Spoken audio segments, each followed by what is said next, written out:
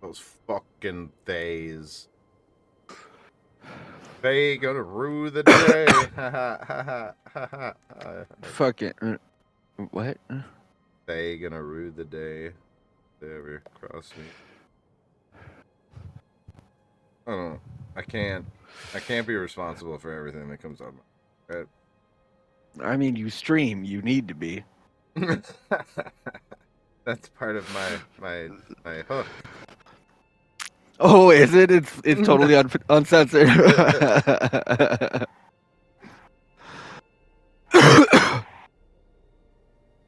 I almost did not get. I forgot to record last session, and I almost was unable to get it because I tried to Oh. I tried to download it off my Twitch channel, and Uh-huh. it came in the wrong format, so I couldn't upload it to YouTube, and I was freaking out. And then I realized that I can just like port it straight from Twitch to YouTube. Oh, that's cool. You can just, what do you call it? Export it. That's convenient. So I did get it up, even though it looks dumb Nice. because the fucking there were only 5 of us instead of the usual, well, 6 instead of 7. So the Right. yeah, my little thing, It's out of whack. it was very out of whack. I am smoking a joint of some stuff called, what is this stuff called? It was something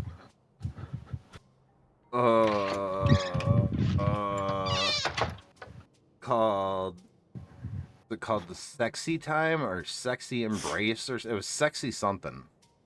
Okay. Sexy something. I want to say sexy time.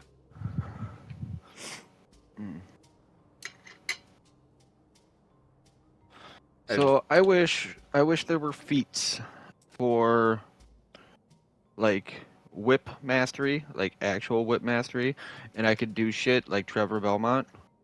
Or Indiana Jones. I mean, Indiana Jones is cool, right? But Like Trevor I love Belmont, Indiana yeah. Jones. You know, he's a role model of mine. But like, yeah, Trevor Belmont does the crazy. You know, the Belmont Yeah. family does the crazy stuff with the whips. Do the kung fu whip shit. Being able to like elementally imbue a whip and get like a fucking multi attack with it or something would be fucking dope. Right. Or get one with multiple heads, and each one like it'd be a multi attack, right? But it'd be against one creature. You know, each head does damage. I think would be cool. You could like You could combine with an if artificer and imbue each head with a different fucking elemental type. man, but like if we run into creatures that we find out, you know, are weak to silver, my whip will be getting a silver tip. Nice. But I need a reason to do it, right? I can't just go and pre-do it. That's that's too metagame. We got to run into the shit first. Table talk, as somebody who knows how to use a whip rather well IRL, putting a metal tip on it would defeat the purpose entirely, and at that point it's basically a rope spear. It's not a whip anymore. Look, I'm aware of that. Okay. In reality, yes. But in the game of Magic the Gathering, or in the game of Dungeons and Dragons, I was just playing Magic with Ian yesterday. I have not played Magic in so many years. We played some EDH. But by putting a silver tip on it, it does get it. It doesn't change the attributes of it at all, except for now when you hit something, if they're weak to silver, it takes damage. Yeah. Yep. It is not like how it is in real life.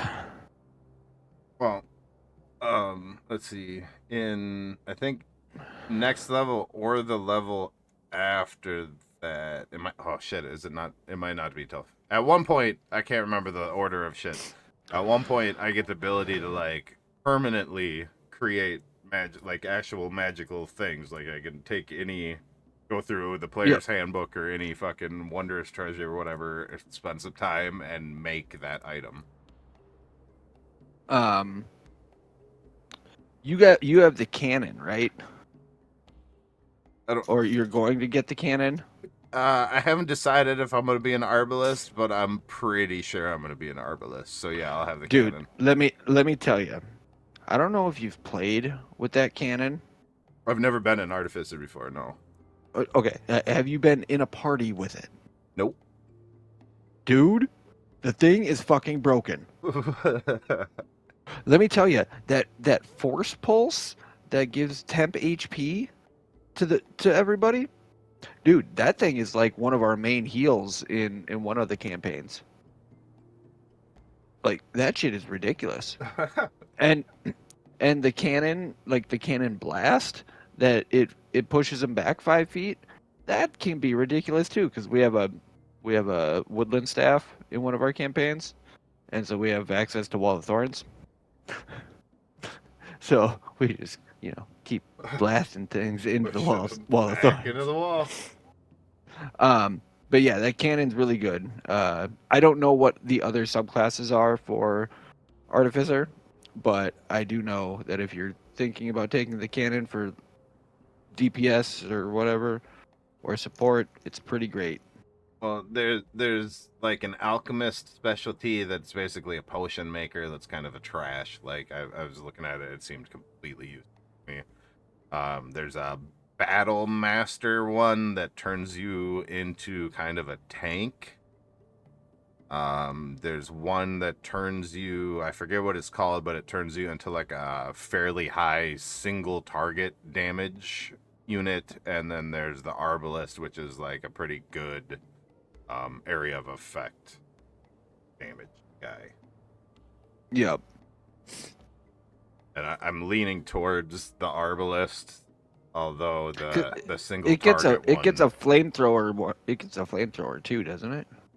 I think there's like like you can have one out at a time, but there's like 4 different Right. versions to choose from or something like that. I know one of them does the force thing that you were talking about, and then one of them like does a an AC bubble, I think, and one does a Oh. damage increase bubble.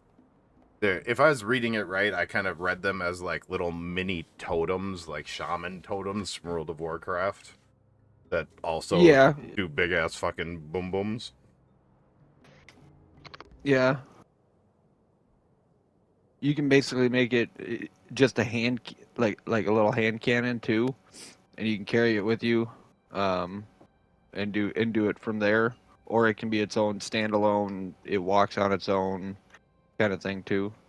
Well, there's one of the imbuements you can do is called homunculus, an animated homunculus, and one of the versions that you can do later on. One of the specialties can turn their homunculus into a fucking Hi, buddy. something. I forget what it's called, but it basically turned it into a fucking big ass war golem that could fucking sit there and soak damage all day, or do a fucking like laser beam attack that would fuck everybody up. What? That's cool. I'm not But going Bye, that not a everybody. homunculus by definition. I am a meat puppet. A flesh golem at that point. I'll show you my flesh golem. Hey, well,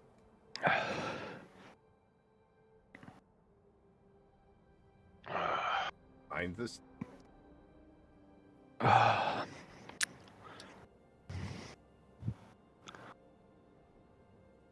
Everybody do their leveling up. Yes and no. I Yeah, don't what think was we the problem? did. You had HP issues? Yeah, so when I loaded up my character sheet today, I don't have a max HP or a current HP. Did you do the character mancer? No, Okay. I don't mess with that. Yeah, that thing always screws up the shit. I don't know why you guys hate on Um, that thing so much. I use it every time. Never had a problem with it. Doesn't work, that's the problem. I never had a problem with it. Let's see. Let's take a look. Rack up. Yeah. But I don't think we rolled for hit dice yet. for hit dice increase. No, you gotta, we always do it the night of. Either we take the average or the roll. And if you're gonna roll, I usually ask, but Yeah, and I always roll for all my Yeah. characters, Oh, well. but I didn't see a roll in the chat log. yeah, it's true. I don't either. Yeah, no, we didn't do any Hey. rolling last time. Oh, okay.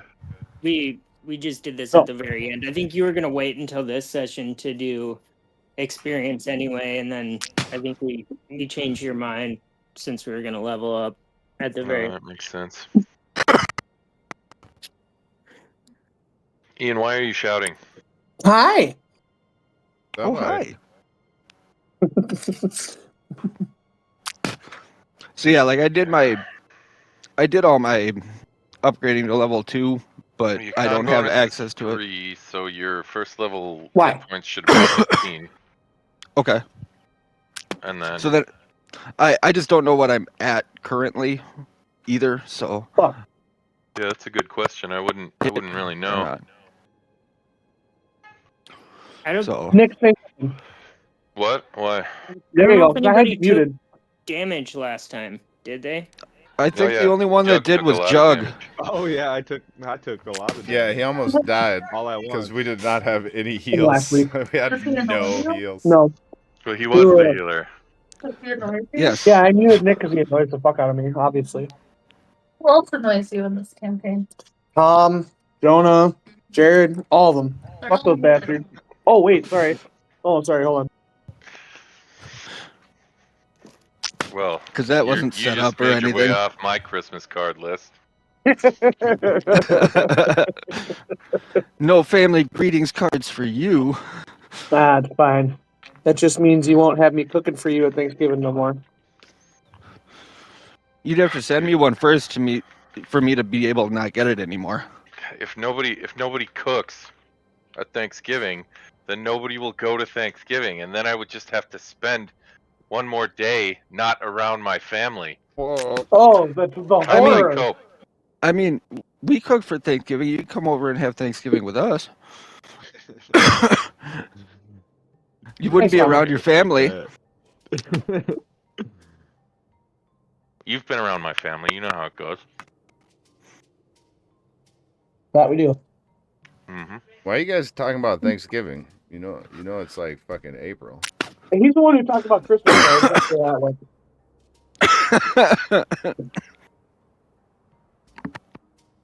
Jonah, how you doing, brother? Good. Hopefully That's good. somebody helps me live. That'd be pretty I'm dope. thinking I'd let you die, you know? I mean, we have to get through a currently- long rest before I can do anything to help you. Everyone's got to have their first character die eventually. Why not You know. just get it over with? I mean, I'm currently trying to help you. I'm running through the darkness with you. I'd like to kill or find something before I die, though. That's the dream. Nah, we're gonna get you. We're gonna get you right as rain, brother. Somehow. I think the first no Strahd longer campaign, running off on my own. We'll I think let somebody else go first now. I think I killed Tanner at level 2. Yeah, that's what it was in that basement of that church with the vampire kid. That was me. Mm-mm. That was Tanner, first campaign. I killed him outright that time around. Oh, you Like, killed he me died, too died. in that same Yeah. scenario. That's true, I did kill you. Yes. That basement really does the trick every time. We were huh? level 1, weren't we? Maybe? We were the first ones to kill it. What level were we, Tom, when that happened? We were I think level you were 2. level 2. Oh, okay. Yeah, Tanner was level 3. But he Yeah, also that went down vampire's a there by dick. himself. Well, yeah. Tom just locked me in with it, you know. I locked everybody in with it. Yeah. I thought I was Yeah. helping. And then I got my brother killed. Alright. Looks like the gang's all here. Ooh. So I will go ahead and Like as you oink, Scooby. read the synopsis. That is, I should also mention, housekeeping wise, we did not end up doing hit points for the level up. So we'll do that first part of this round. Maybe we'll do that first, and then I'll read the synopsis. Raise your hand if you aren't taking the average and are going to roll. I'm rolling. Motherfucker. Lie to me, even though I'm. You didn't raise your hand. I'm raising my hand. You just can't see me So, because Jonah. I'm on my PlayStation for Discord. Every time you level, you get the choice of taking the average, which is a set number every time, and in your case, you get a 1d8 hit die, I believe. So the average is what 4, 5? Hang on, your- I gotta plus your provide con. fire support to my wife real quick. I'll be right back. That's fine. Jared, can you help me out with that? What's the average hit die of a druid? I didn't know if I like didn't get XP because I fuck. got messed up so bad. No, you still get XP. You participated in the. All right, so how many Hold how many on. experience points should I have right now? You should have moments. You should have 315. All right. Man, I've been talking this whole time and I was muted. My bad. Idiot. Yes. Let's see. A die 8. Okay, so 5 is the average, and then Yeah. plus your So you can either Constitution choose to gain modifier. 5 plus your Constitution modifier, or you can roll 1d8 and take that number plus your Constitution modifier. It could be higher than 5. It could be lower than 5. You're Yeah. doing the gamble. You get the There's- choice. Only 3. No, I'm not. There's only Last 3 time I possible gambled, I got a numbers. crossbow arrow in my forehead. That's good old D&D for you, huh? Old lady D&D. I used to play D&D, and then I got a crossbow bolt An to arrow my to the throat. forehead. Let's see Jonah, here. I love you. Gonna be hard to changeling Okay. around the scar on my face. Yeah, so your average would be 5 plus your Constitution bonus, if you were gonna take that. Let's get a look at Jug. Let's see what his Constitution bonus is. Okay, Tom, so what's ours in the fighter? if you took the average, you would be getting 7 hit points, or you can roll and get X plus 2. Just give me the 7. You got it. Ian, I do not know because I always Oh. roll, That's fair. but it's a D10. Oh, okay. All right, so Jug's taking the average. Anybody else rolling besides old Tom? No, No. none of us are I that don't know. brave. No gamblers in this lot. Yeah, I think mainly because I'm not at my computer at the moment, I'm gonna take the average. Okay. Seems like a prudent move. All right, Tom. Show me what you got. Nice. Nice. Very nice. Wait, Oh wait, no, no, it's not. you rolled a 5. I rolled a 5. So average out of 10 is what?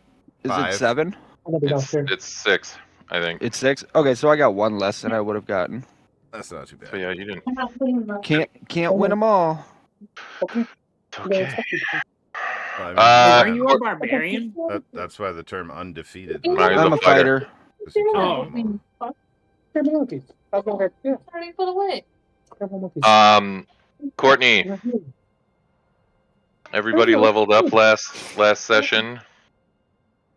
I would say just go ahead and level yourself up too. Well, I'm sorry.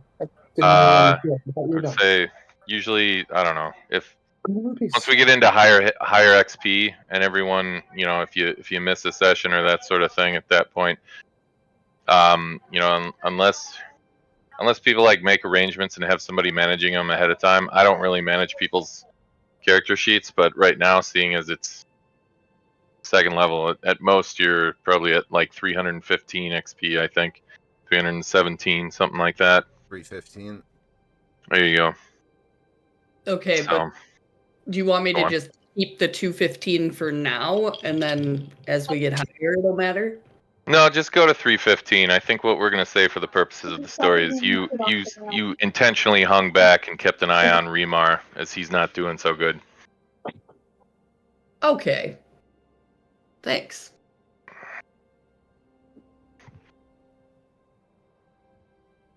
Next time, set an alarm though, please. Yeah, no, that was very weird virus or something. It's okay. I've done it to you once, I think. Why? Yeah. All right. How's everybody else feel about their character sheets? Anybody have any questions, concerns? Well, all right then. Nothing at the moment here. I'm just finishing up dinner. I'll be down on my computer in a moment. Okay. Everybody ready for the synopsis then? Hit it. All right. Yes. Just a sec. All right. The party makes their way in from the cold and begins to settle into the longhouse.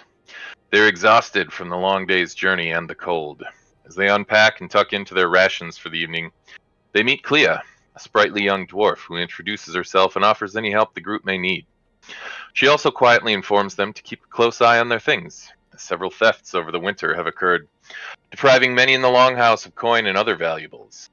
She explains that most of the folk in Longhouse 3 suspect a group of human ruffians staying in their midst, but she advises them to keep their possessions close all the same. The house's de facto leader, a gruff dwarf named Beomar, explains to the party the house rules and general etiquette expectations.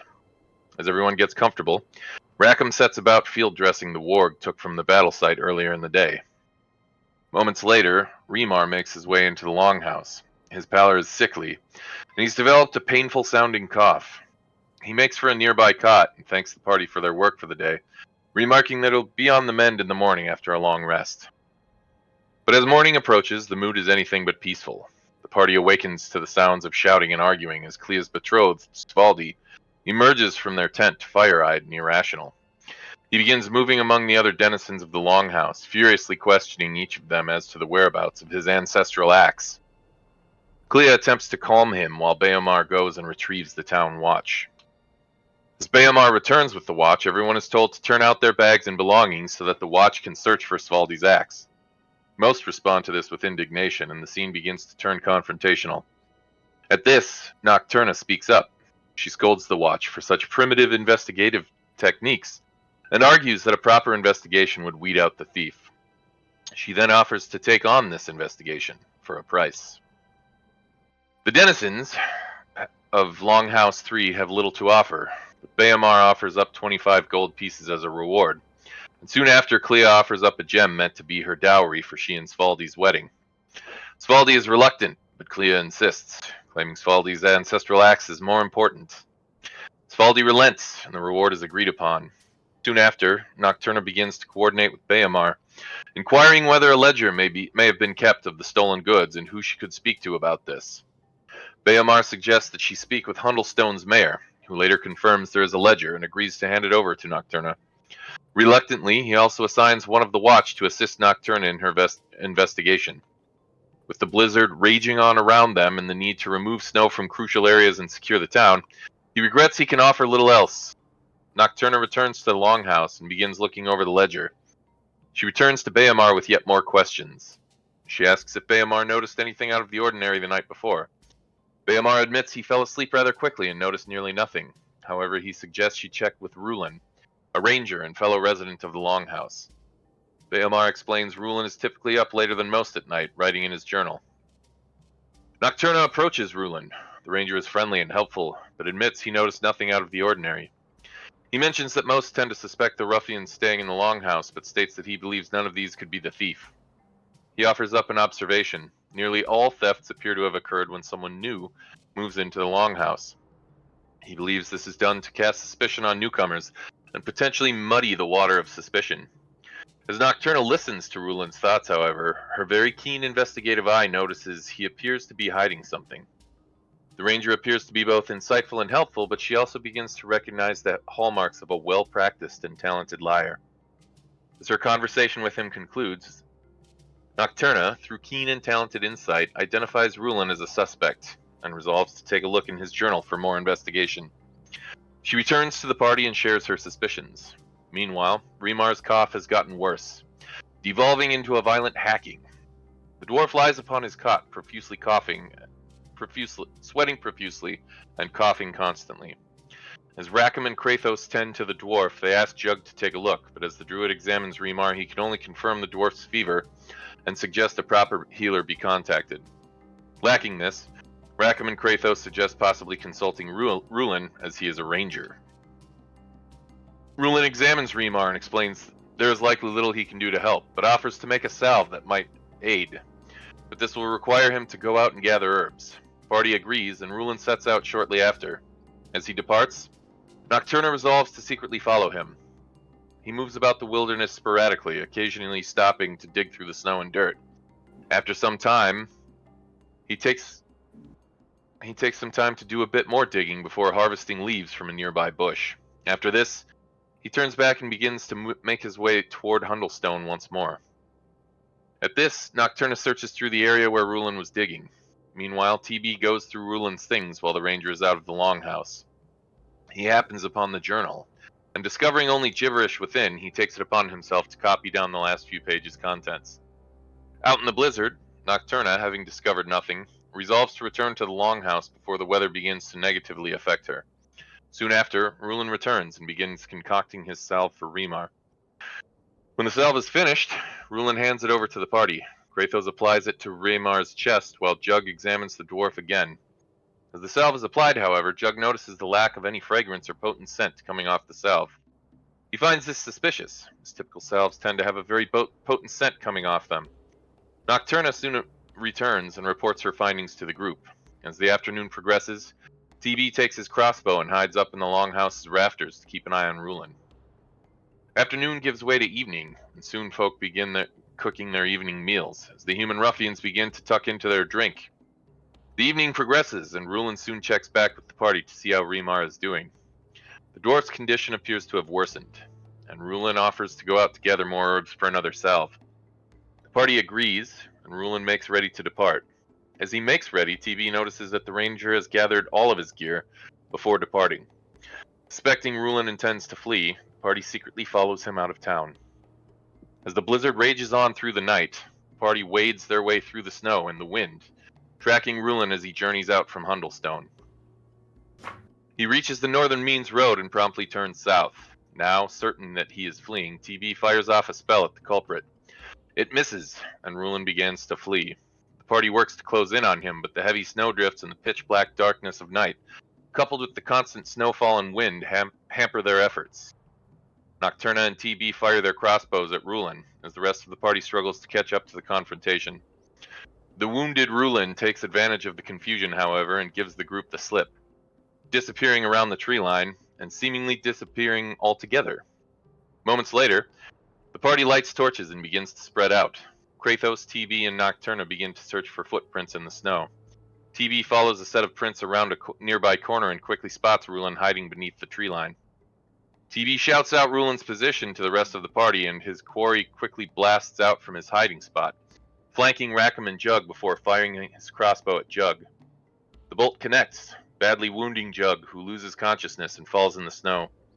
Nocturna and TB fire back as TB warns Rulin to surrender, but the beleaguered Rulin turns and fires his crossbow in TB's direction, slipping as he fires and falling into the snow. Seizing upon the opportunity, Rackham closes on Rulin, and the rest of the party surrounds him as well. Rulin surrenders. Meanwhile, Jug lies unconscious, struggling for his life. Nocturna places manacles upon Rulin while Rackham races to Jug's side. He sits by helplessly, unable to assist Jug, lacking any medical skill or medicine kits. But after some time, he is able to confirm the badly injured Jug is still breathing. He lifts the fallen druid and begins to carry him back toward Hundlestone as the rest of the party escorts Rulin back through the raging blizzard, just following behind. Let's see here.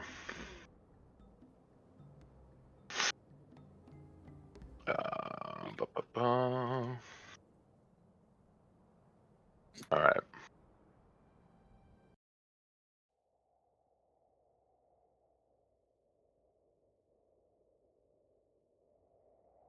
Okay. Let's see here.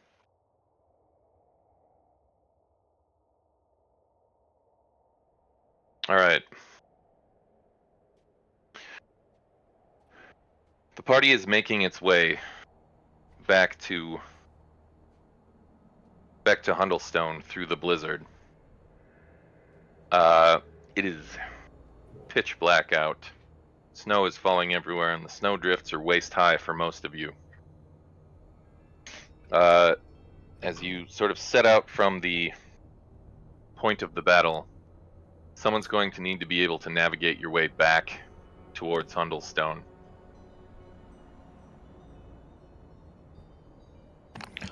I mean, I honestly just took Jug, and I'm running just back in the direction we came. I So can navigate. You want what, a survival or something? Yep, go ahead and give me a survival. Whoops. I have the survival skill. Oh, okay. So like if we're like right next to each other, you know, I mean that would make sense. Yeah, I would say if you were assisting each other, we can go off that. It's damn dark, and really the only thing you have is torchlight, and that only gives you roughly about 30 feet of visibility. Possibly less with all the snow whipping around. However, as you peer down, you are able to basically notice the party's footprints in the snow. The wind has kind of kicked them around a little bit, but they're still mostly visible. And at least over the next half hour, you should be able to follow these towards Hundlestone. I would say,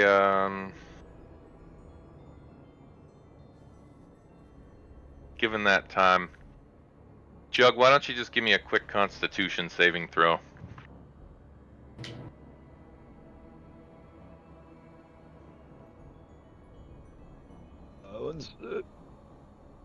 Boom. Oof. All right.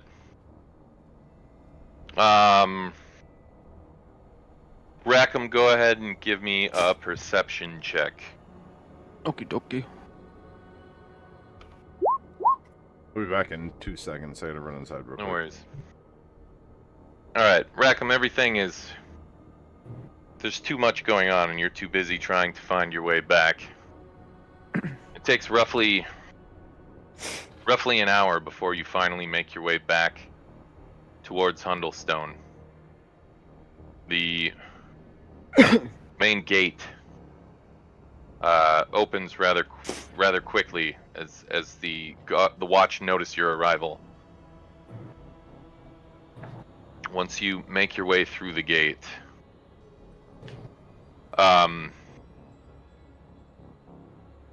one of the watch members just sort of looks you up and down. He's kind of a gruff old dwarf with, you know, long black hair, a long black beard covered in furs. And he says, did you find your thief then?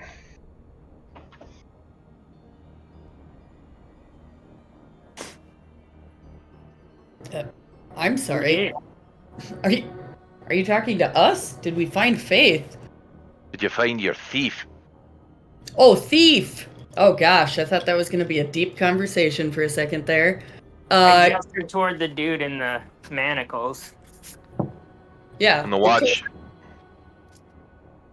watchman sort of hollers up towards a few other members on the wall, and he gestures for him to come down. And he says, "This one? This was the thief." I've got to say, he was one of the least annoying ones. I'm a bit surprised. On to more pressing matters, and I'll just kind of hold Jug in my arms.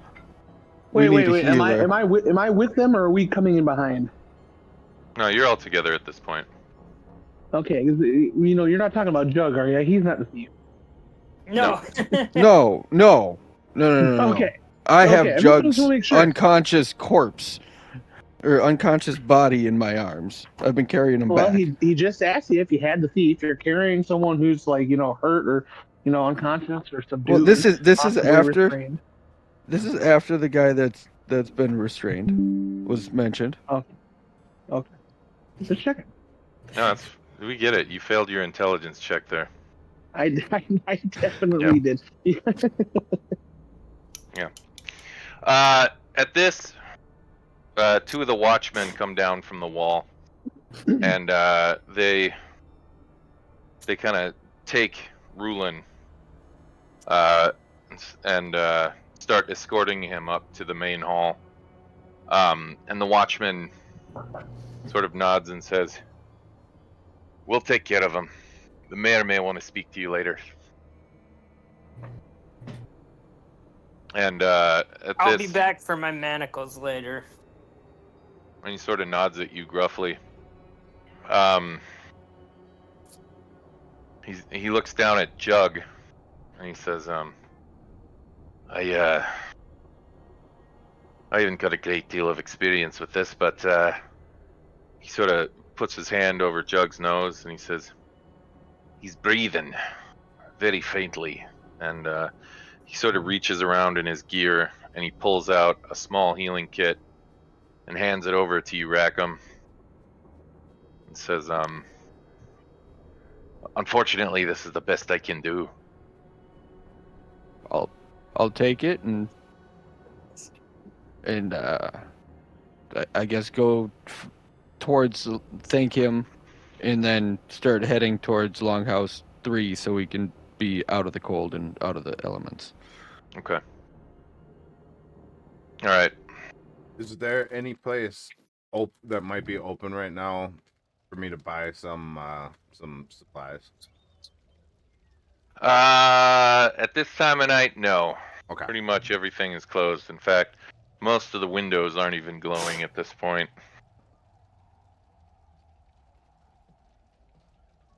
However, We'll handle the supplies in the morning. as you make your way into the Longhouse, you can see most of the denizens of Longhouse 3 are still awake, or awake once again. And Bayamar sort of makes his way up, and first starts looking over Jug, and says, "Set him down. I'll take a look at him. See what I can do."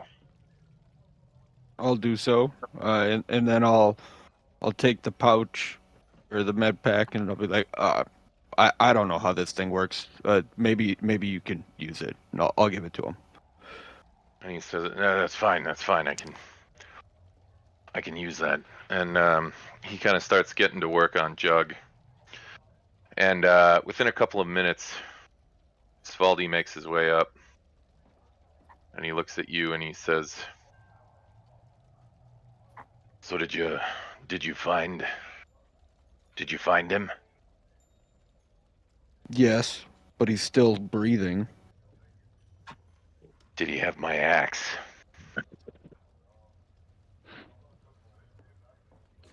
I wasn't the one to go through his personal effects. And I'll gesture to Jug. And Svaldi sort of nods and says, "Well, whatever the case, if he's alive, I'll find out where my axe is." The guards Yeah. have him. He's Baldy probably in the holding cells. He sort of makes his way back towards his little tent there at that point, and Bayamar is able to use the healing kit to patch up Jug a little bit. Jug, you have 1 hit point, and you are now conscious once again.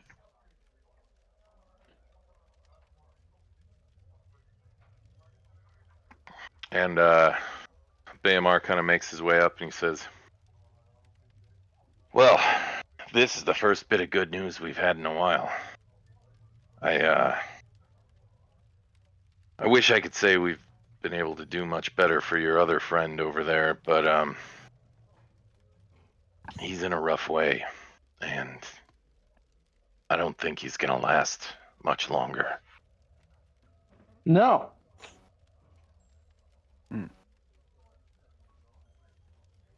He says, I've been letting him sleep, and he's been able to make it about an hour without coughing at this point, but he's been pretty troubled as he rests.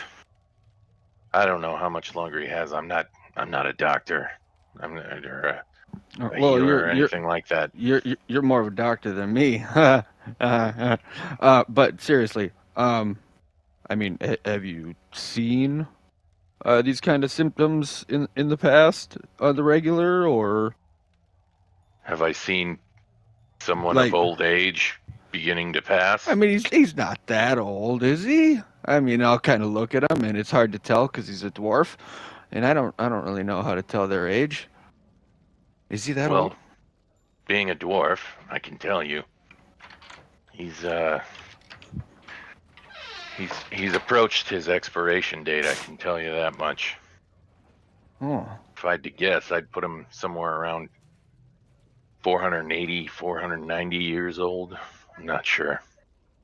you guys can live that long?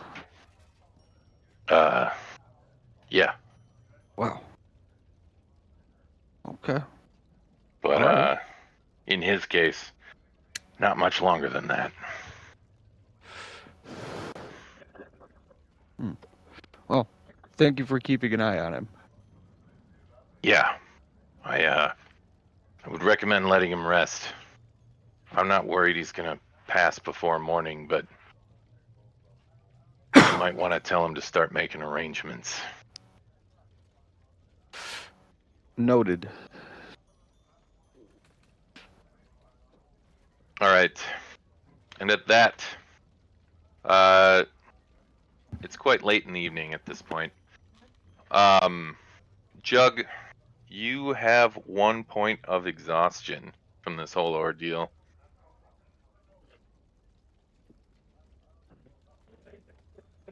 Is there anything anyone wants to try and accomplish this evening?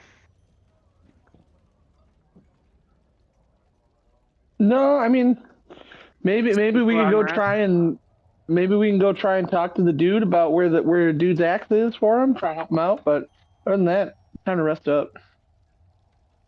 Yeah, I think Yeah. a long rest is in order. Yeah. And we can go visit the mayor in the morning. Okay.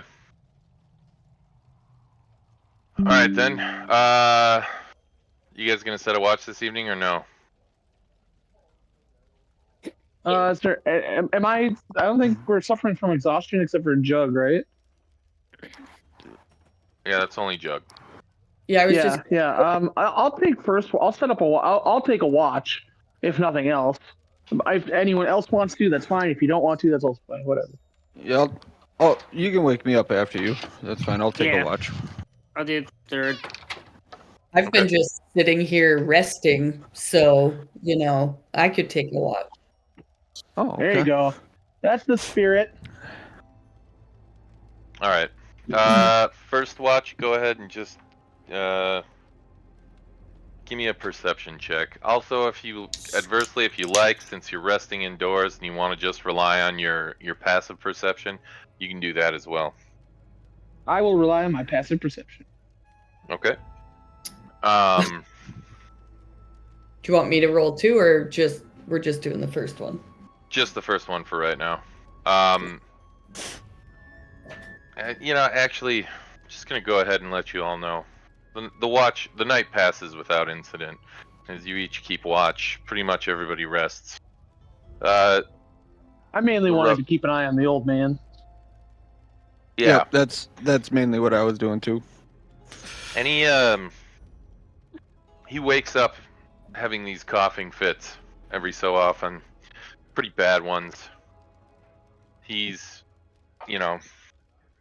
only conscious, if at all, just during the coughing fits, and then just rolls over and goes back to sleep. The evening passes without issue. Everybody gains the benefit of a long rest. Woo! Jug, just for your knowledge, that means that your point of exhaustion should be gone now. I got a bunch of hit points. Is that right too, or no? Yep. Yeah, you regain full hit points on a long rest. Oh, beautiful! I'm back. And everybody's Oh, level I know I'm 2 beautiful. stuff Thank you. I officially appreciate kicks the in. affirmation.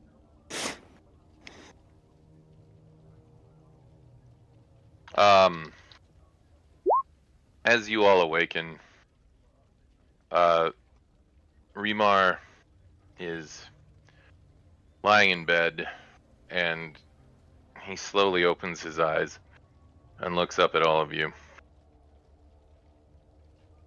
He says, what's the situation on the roads? I'll go peek out the door. Is it still storming? The sun is shining bright this morning, and Ah. the snow has stopped. However, it takes some effort to push the door open, as there is a good 2 feet of snow just piled up right around the base of the building. I'll I tell you turn back. I tell you what, pal, you can buy some shovels off of us. Might need them where you're going. Real good bargain too. I've got to get to the Dale. I don't. Yeah, sounds like you'll be needing some shovels. We don't have any there's no work to be had from these folks here, okay? But we have the shovels you need to get where you're going. I don't think he's in any state to use a shovel. The storm has passed, but yeah, there's like 2 feet of snow, so it's gonna be slow going. And I heard last night you're damn near 500 years old. Is that true? He starts to cough heavily, and sort of in between his coughing, he looks up at you and says, 483 to be exact. Oh. But that's neither here nor there. I can't kick the bucket until I make it to the Dale. I Well- understand my time is short, but I have to get up there. And as he kind of starts to climb out of bed, he starts coughing and kind of falls back into the bed and just kind of rolls back over and starts to cough. A bit of blood producing from the coughing at this point. Well, let me ask you this: you won't benefit from any of the wares that we are currently traveling with. If we were to leave all the wares minus one cart, right, and we bring you there with one cart's worth of wares, and we finish our job, complete our contract, is that sufficient to you? Make a persuasion check. I am so damn persuasive. Hey. And as you kind of say this, he kind of looks up at you from his bed. His eyes seem almost milky at first, till you realize he's sort of tearing up, and he puts his hand over yours. He says, I didn't make this trip for money. I didn't make this trip to get rich. I'm aware that I'm dying. I just meant to get something to my daughter before it happened. And now it doesn't look like I'm going to be able to do that. Well, I'm not one to back out on a contract, so we'll take the one.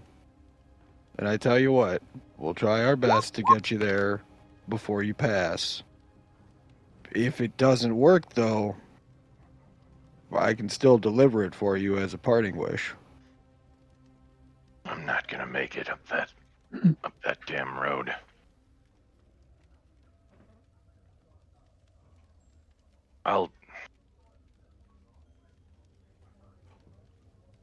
He reaches over under his bed and he starts to cough a bit more. And he pulls out a pack. And he sort of sets it on his lap and he says, "My daughter, Ragma, she lives in Lonelywood. It's a small village on the northern end of 10 towns. She's just got a little single hut. I've never been there myself, but someone there should be able to direct you to her. Please, this is all I've got to leave her. And she's lived a poor life her entire life, and I just thought maybe I might help her not have to do that any longer." And he says, "If you give this pack to my daughter, I'll make sure that she compensates you to the tune of 500 gold pieces." I can assure you of that. We'll get her the pack, and I'll take it, and I'll just I'll just stuff it inside my pack. I won't even look inside. Okay. And then I'm gonna turn back to him and say, "You're still coming with us in this caravan, though, to try and get there, right?" And he says, "I don't think I'm gonna make it till tomorrow. You don't need to be carrying a dead dwarf with you. I mean, Just get that bag to my daughter. Make sure she rewards you handsomely." And he sort of hands you a letter. He says, "This is for her. This is just all my last words, as well as to let her know what to pay you. You get this to her and you'll have an old dwarf's appreciation." I'll nod and take the letter. And at this, he kind of starts to cough. And the coughing fit goes on for a bit. And Clea kind of makes her way up with some tea and tries to help him a little bit. And she kind of pulls you all aside and says, Spaldi and I, we're not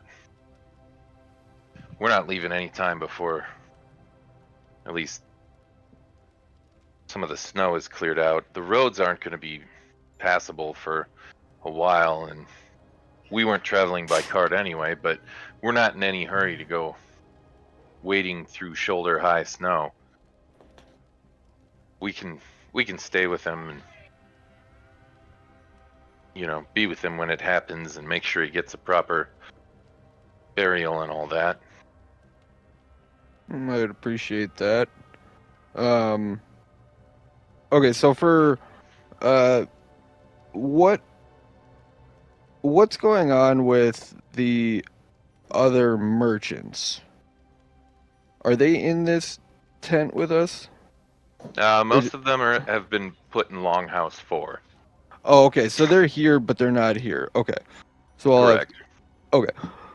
I'll express my gratitude to her, and then let her know that we're gonna probably be leaving some of the carts and whatnot here. And I'm gonna tap Tom on the shoulder here, and I'm just gonna say, before we get too far, double check and see if the old guy's got any tools that can help us get this journey done. Since he's not gonna need them anymore. I'll kind of look back.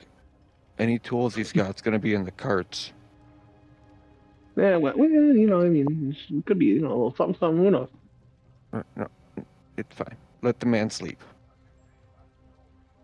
He's not gonna need Yeah, them. let's rob the dead dwarf. I'm in. Oh man, yeah, you're horrible. And I guess yeah. I'm not trying to rob the dead. I'm trying to get the old man to gift it to me before he dies. Okay, there's a difference in morality. I think And yours is actually worse. as you argue about this, Remor starts to cough a bit more, and he sits up and he goes, "It's all right, you big chicken. I know how these things go. I'm falling behind, and you're doing me a solid." And kind of reaches into a separate pack, and he says, "I got about 6 rations. I got a set of Smith's tools.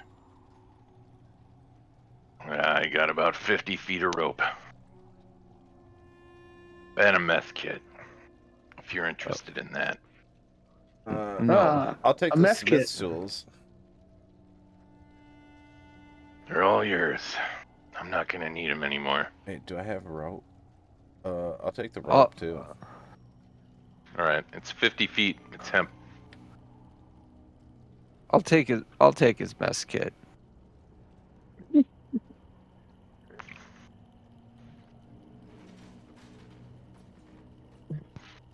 We'll make sure to get this job done for you one way or another. Sorry that you're not able to make it. Thanks for the stuff.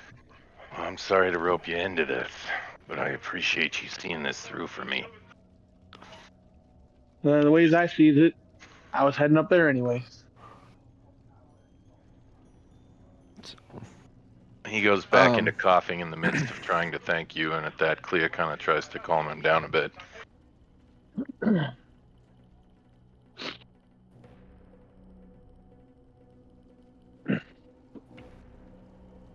Well, I guess we try to figure out what we want to do with the rest of the carts and whatnot. Go talk to the other merchants, and then I think We we're check done in with, here.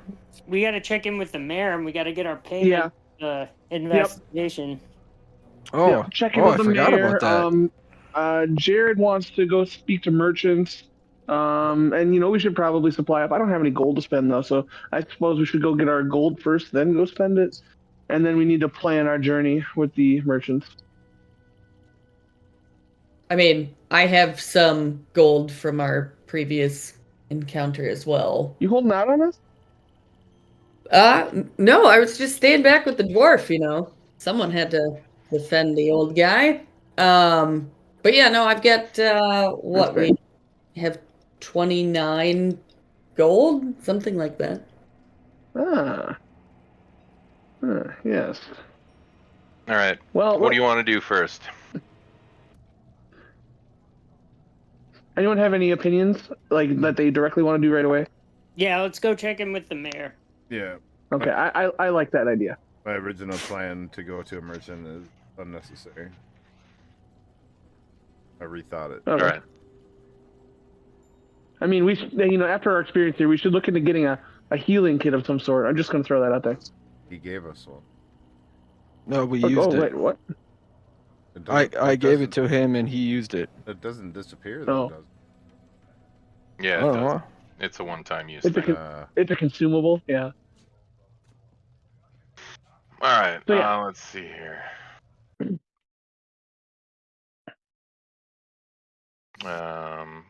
Jug, how you feeling today? How's the face? Better than ever. More hit points than I had yesterday. You're looking fantastic, sir. All right. Always matters.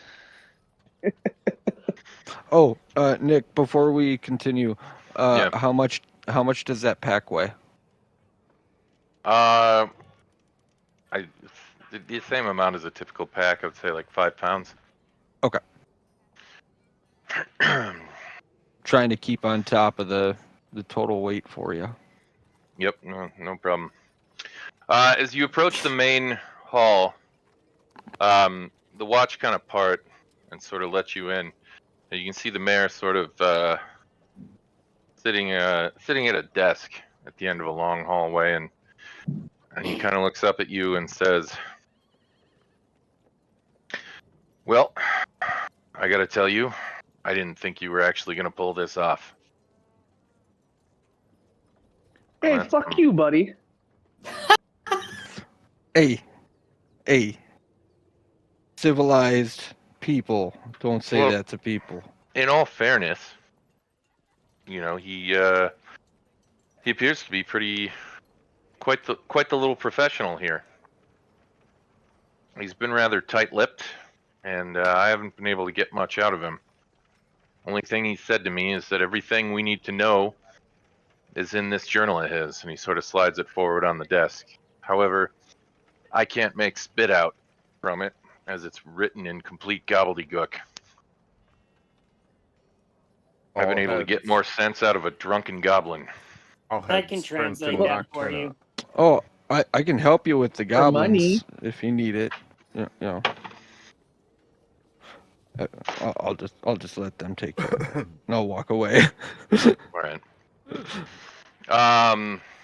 I'd say go ahead and just give me an intelligence check for Nocturna, or actually you can do an investigation if you prefer. All right. Any chance for advantage because she's already looked at it? Yeah, I suppose. Gonna need it. Yeah. Yeah, it's Okay. better. After several minutes of paging through it and kind of trying to match some of the phrases with sort of rhyming truncation and that sort of thing, you realize that this does describe a spot where Rulin was keeping all of his, basically all of his spoils over the winter. It sounds as though a spot just 100 feet past the main gate. He's got everything sort of tucked into a cliff crevice, just outside the city's main gate. And it has a ledger of everything he's taken, mostly bottles of liquor, pouches of gold, that sort of thing. But you can see Svaldi's axe listed among these, as well as a mess kit.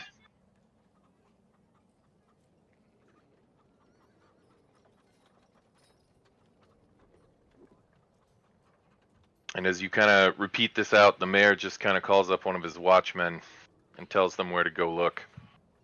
And after about 20 minutes, the watchman returns with everything, including Svaldi's axe, and an accumulated about 115 gold pieces. And the mayor says, "Well, I'll have to inventory this and make sure to get it all to the rightful owners if they're still here."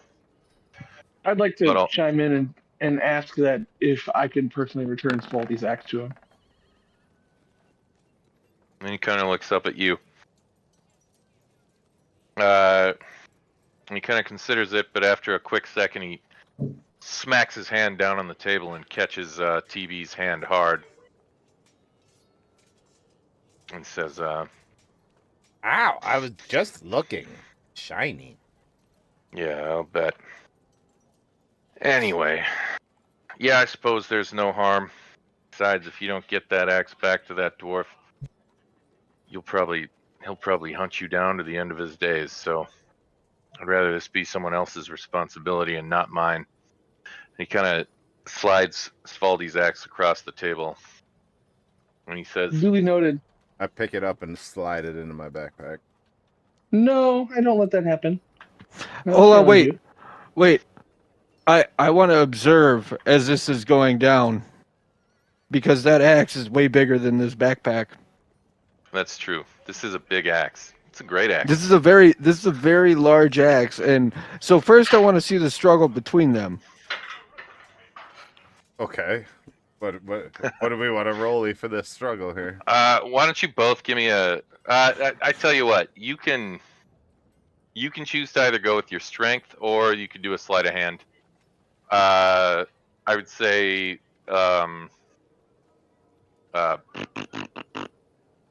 Kratos, I'd you like can do to. the same. I'd like to roll to intimidate. He says, if you touch it, I'll pluck off your wings. Okay. Go ahead and make an intimidation check.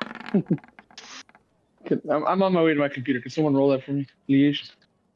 Yeah, give me a sec. Let's see here. Or intimidation, no match for my sleight of hand stuff. Yes. It might be true. Go ahead and just give me a quick insight check for TV. An insight check from me? Yeah. Man, these dice are like almost doing well for me. And then just fucking me. You get the sense that the Goliath would probably make a thing out of this. That being said, your choices are still entirely your own. Oh, well. If I get to the axe first, I'm definitely picking it up, and in the flurry of movement, I will slide it into my backpack. Okay. Well, it doesn't And sound like Kratos. Go ahead. I'll point as it's going into the backpack. What sorcery is this? Go ahead and give me a strength check for TV real quick. Strength check. A little bit.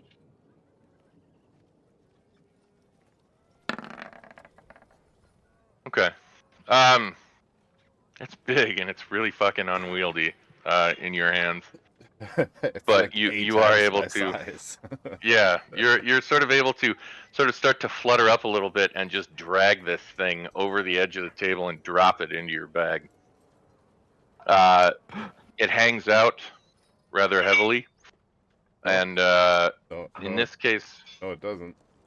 Oh, that's right, it doesn't. Yeah. That's why I'm making the comment. It slinks right in and disappears. This is bullshit. And at that, I reached to grab the fairy. That's a bad idea. Yeah. Well, that was cool. You chose to intimidate rather than oppose his role. So, as you kind of stand there and look angry at him, he just literally just throws it in his bag. And I smile at you. Nothing doing. And then at this point, who was it? You are going to give that back to Spaldy, though, right? Of course I am. Oh, okay. I just wanted to show off my new toy. How'd you do that, though? I made a bag of holding. Oh. And at this point, the mayor says, well, not that this little colorful display hasn't been entertaining, but I have a lot of things to do, and I imagine you do too. However, a deal is a deal, and he produces a bag carrying 50 gold pieces. And he says, you've done a service to the town, and you deserve to be rewarded. I can hang on to that, and I reach for the bag. I'll kind of look at Nocturna. Isn't that your money? I suppose it is. You better be fast, Kitty. Oh, damn. Oh, and Kitty is fast. Kitty is very fast. As you kind of scurry forward on the table and just start like dragging the bag off, literally all she does is swipe and the bag is gone, and you are standing there empty-handed. And I asked the mayor for my manacles too. And he says, "Oh yes, forgot about those." And he slides the manacles forward on the table and says, "Once again, thank you for your service to the town, and know that you will always be welcome in Nondlestone." Thank you. Well, now we have more important things to do. Like, decide which cargo from the wagons is being combined to take with us.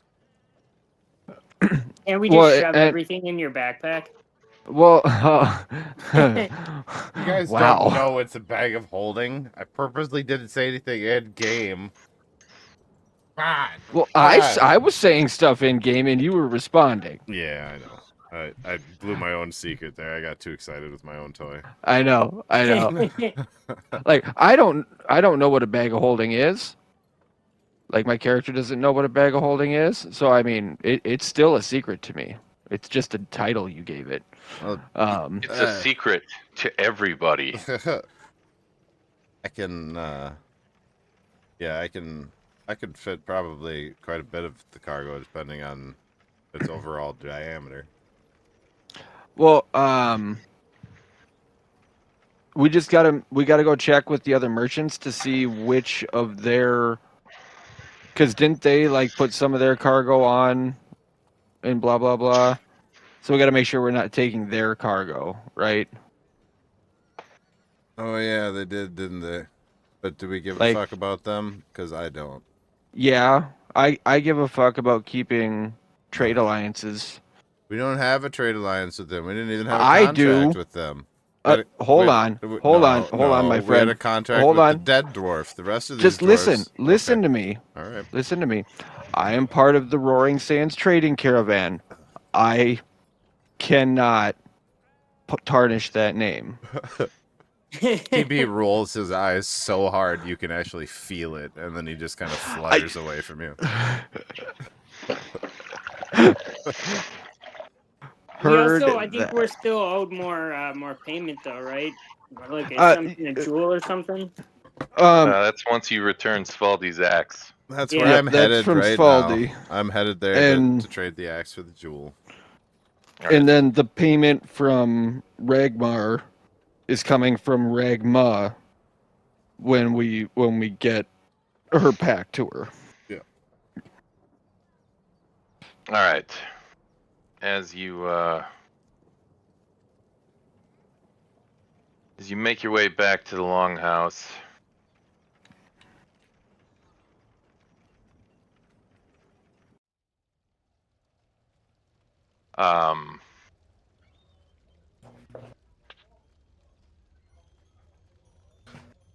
you can see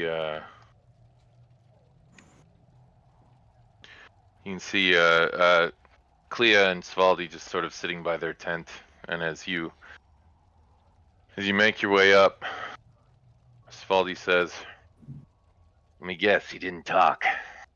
Oh, hush, dwarf. I fly over to him, and I land on the ground, and I kind of lay my pack on the floor, kind of in front of him, and then I reach in and start tugging, so just the handle of his axe starts poking out, and I go, would you be a doll and grab that for me?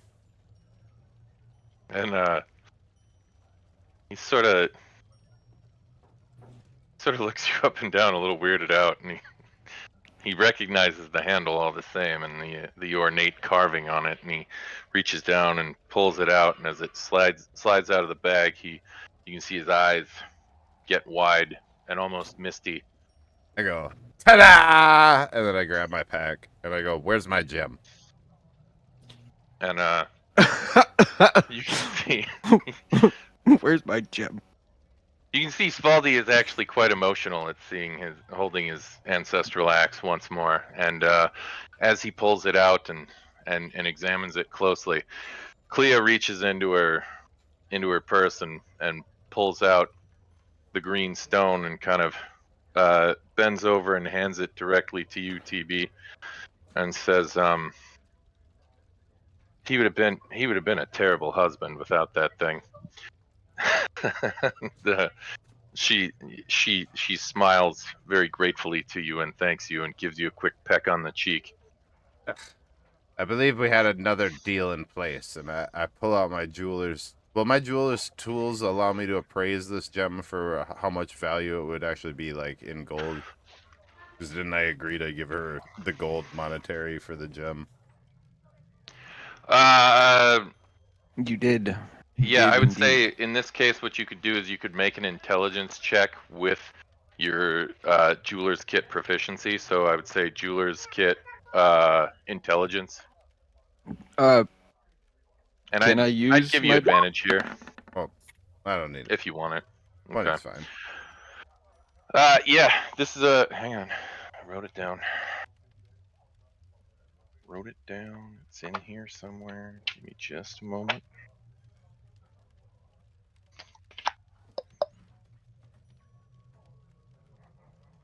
Where is it? Here we are. Here we are.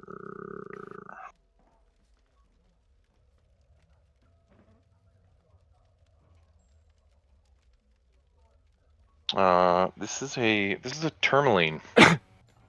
Market value on one of these is usually about 100 gold pieces. I do not have 100 gold pieces. And she looks down at you and she said, "Listen, this is just supposed to be, you know, the dowry to our wedding. I don't pay attention to these things anymore, and if I'm being honest with you, I come from a long line of miners, all right? We find maybe 5 or 6 of these a year. I don't need this. It's okay. Honestly, the fact that we were able to get Svaldi's ancestral axe back, that just means that, you know, we'll actually have something to hand down to our children." She goes, "You've done enough for us. Don't worry." I shrug and I fucking throw the tourmaline in my pack and I fly away. I don't even look back at these silly little dwarves. All right. And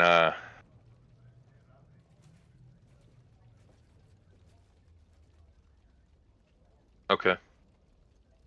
And at that, Svaldi looks at all of you, very, very clearly emotional, and he just says, "Thank you. I don't think I'd have ever seen that axe again if it wasn't for you folk. You have my gratitude, and if you ever find yourselves in Citadel Adbar, look us up." And with that, you know, he sort of sits back and starts polishing the axe and sort of just tending to it while you know, Clea goes back to tending to Remar.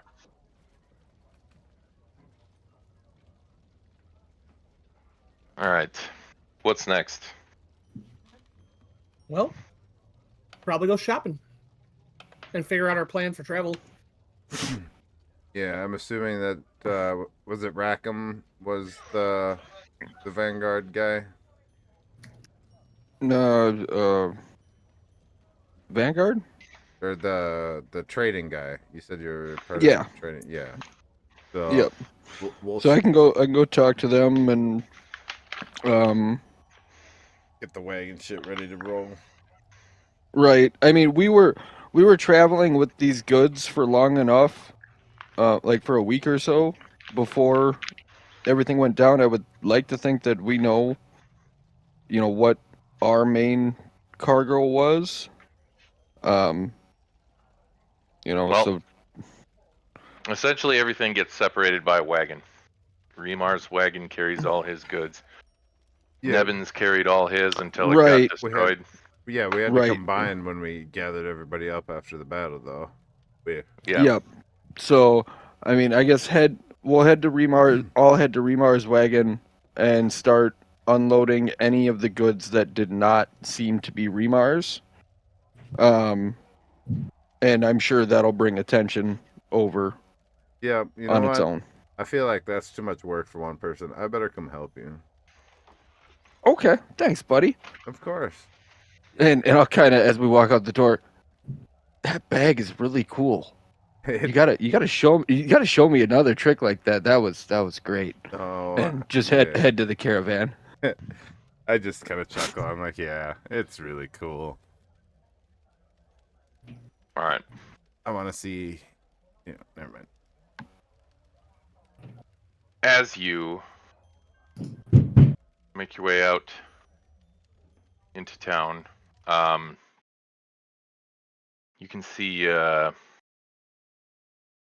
large sort of shipping warehouse where everything is held as far as the wagons are locked up. It's sort of off the side of the main stable. And as you make your way up,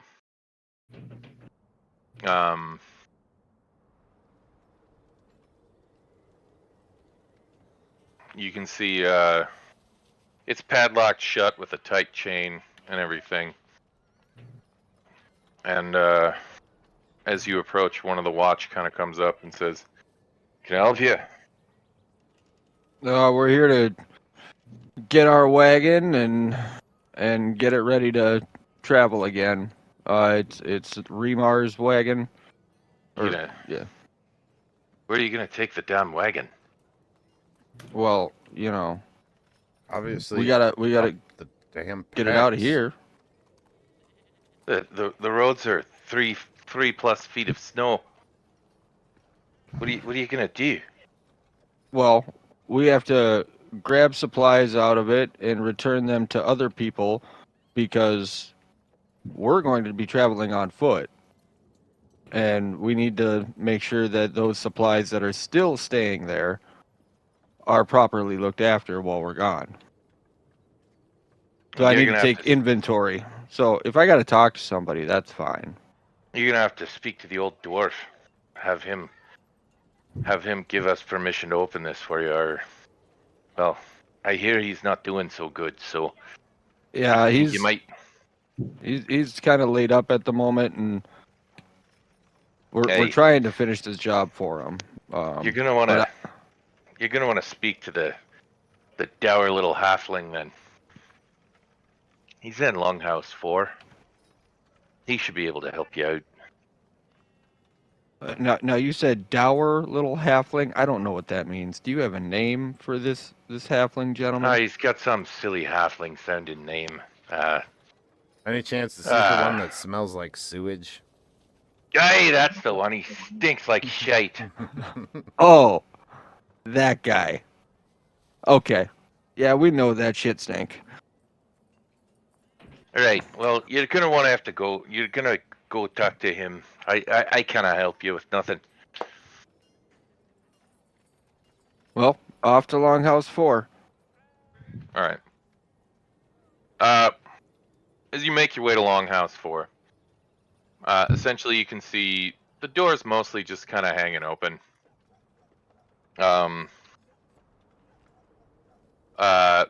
Most of the other traders are just kind of sitting outside in the sunlight. You notice most of them are drinking and already well into their cups.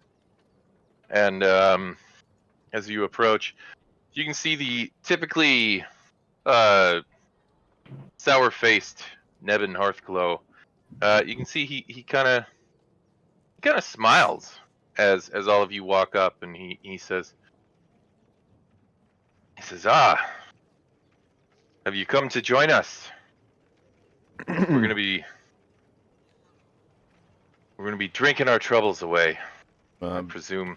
Before you do that, we need you to come with us. We need to get to the wagon, and they won't let us in unless you say so. So, up to it. Up. Let's go. Well, what do you need from the wagon? The old man's Well- supplies. We're leaving. He's Well, not I've already made arrangements to buy most of Remar's supplies, but with is there whom? anything with Remar? When did you do But- this? And Just this morning. I'll kind of encroach on him, and I'll get closer and closer. Okay. This morning. You're sure on that? And I'll do an intimidation check. Okay. I'll assist him by hovering right over his shoulder and grinning maniacally. I mean, do you have the intimidation skill? I can. Damn it! No, I don't. It's Fuck. a Nope. little late. Nope. The damage is done. The damage is wonderful. And he looks up at you as you try and sort of intimidate, but really you just kind of more just sort of lean on him and almost rest your head on it. Give him a little kiss on the shoulder. He starts to chuckle drunkenly, and he goes, "What are you doing?" Oh, you know. I was just wondering because he. Okay. Well, And he sort of looks you over and he says, "Listen, Is he being honest? Did he actually make yeah, up? yeah, he's you can tell kind of by the way his mannerisms are around all of you. At this point, any animosity he had towards you previously is definitely gone now. He seems to trust you implicitly, and okay. and he says, "Remar and I arranged it. Uh, this isn't a common thing that happens on the road, but when it does, it's something that typically some of the other merchants and I basically put in a pool to buy the rest of his stock off him. But if there's anything in particular in his stock that you're interested in, I'd be happy to sell it to you because gods know I'm not going to get a chance to sell anything up in the Dale for at least 2 months now." We were really, I think, just looking for provisions that would assist us in getting to the Dale by foot. Because we also had a conversation with him, and we're going to finish out his portion of the journey that he himself wanted to, but is no longer able. And he said that we could have access to his supplies. So, but I understand, being merchants and all, you got to make your money. So I mean, if we could just take a look, see what kind of supplies are available for road. Wasn't that his personal travel. goods that he gave us, not his like inventory? Yes. Correct. Yes. He gave us personal goods, but I'm trying to. Oh, gotcha. Yeah.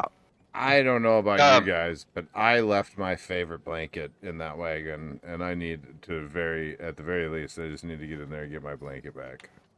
Go ahead and make it. Yeah. I'll look Make a at him and deception like, check. you have a. Oh, that's cute. You have a special blankie. Come on, dice. I'll fuck up.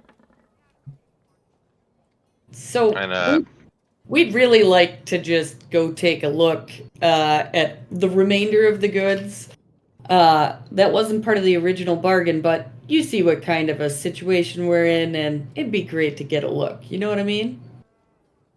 You can leave Nevin, him out if you don't agree, but the rest of us have been pretty awesome. Nevin kind of drunkenly like, no, that's fine. I've got a few things I could spare, and any of the really valuable stuff I'd be willing to sell to you at a discount. That'd be amazing. Thanks for that. Opening doors. I love it. Where to? And he sort of leads you back to the stockhouse and nods to the watchman and says, "Yeah, let us in. They've got a few things they were hoping to get, and they might have a few things I can sell to them that they're looking for." And the watchman just sort of nods and keeps his distance from the horrible smelling halfling. Yeah. And the door pops open and he leads you over to Remar's wagon and he kind of undoes some of the ties and lifts up the canvas wrap over the top and says, "Well, let's see here. Well, this is mostly rugs. There's some perfumes here. You're not gonna want that. Let's see what else we have here." And he says, I'll grab one of the perfumes and kind of spritz it in the air above him. No, but you might, and I'll put it back down. He says, I don't understand. I can't get rid of the smell. I tried some of the perfume earlier. It didn't help. Anyway. I might know a way to get that off of you, but we'll discuss that if you have anything worth my while. He sort of nods and then just tips back into his flask a little bit and he says, "Well, let's see here. There's about 60 crossbow bolts here if you're interested in those. Otherwise, I've got well, what have we here? There's about 2 hand crossbows if you're interested. Normally I'd charge for those, but seeing as you saved my life, I'm certainly not going to deny you something that might end up saving yours. Very good of you, actually. Any javelins? He looks around. No javelins, but there's about 3 decent spears. All right. Rackham, you want a spear? Sure, I'll take. Just I don't in think he case was. I don't think he was. These were intent for being sold anyway. These look more something that he would have used for defending the wagon. So Nah, good. Oh. Yeah, that's my main concern is defense here, so that's why I want it. Speaking of which, yeah. you have any healing kits? and he kind of starts to rummage around. I'm gonna leave this one up to the dice. I'd love say it. that's fair. While he's distracted, one of those bottles of perfume is going to find its way into the bag. Okay. And it does. A few seconds later, he kind of pops his head up from the stash and he says, you're in luck. And he says, I have 2. And he produces 2 healing kits. And he goes, these you can have 2, free of charge. Oh, thanks, buddy. Unfortunately, everything else, it appears, is all trinkets and art objects and some nice Calamshite tapestries. I'm not so sure you'd be interested in these. They're a little big too. But pick out a cool one and put it in the bag of holding. Are the tapestries all rolled up? You don't know nothing about my bag of holding. You can buy it over there. They are rolled up, and they're even rolled up. They're each about 9 feet long. But how big around? I'd call it about a Oh, foot in girthy. diameter. Stretch out a tuna can, but he won't reach the end. Say, while we're here, and we're obviously friends. Oh yeah, she's here. Sorry. I do have a few items that you might find interesting, and hey, maybe they're worth something to you. What about this jeweled dagger? He kind of looks it over and he says, "Oh, this is kind of nice." He says, Does it have any modifiers to it that you can sort of recognize? Anything like that? "Are you asking if it's magical?" Yeah, you probably have been around those things, right? He takes another slug off his hip flask and he says, "Well, I have no idea, but I will give you a solid price of 10 gold for it." Ooh. Yeah, no, that's epic. We'll do that. I could cast Identify on it. Oh, do you want to do that before we solidify this? Because that. I mean, I could do that. Yeah, let's do that. Hold on there, Pally. I mean, 10 gold. Didn't realize that was an option. Identify as a ritual, correct? So I can do it as a ritual. Yeah, you can do it 10 minutes, and I think you can avoid having to use the 1 minute. spell slot. 1 minute. 1 minute if you're gonna cast it with using with the this spell thing? slot. Okay. All right, so I'm gonna sit here and I'm gonna tinker with it for a few minutes. Outstanding. Okay.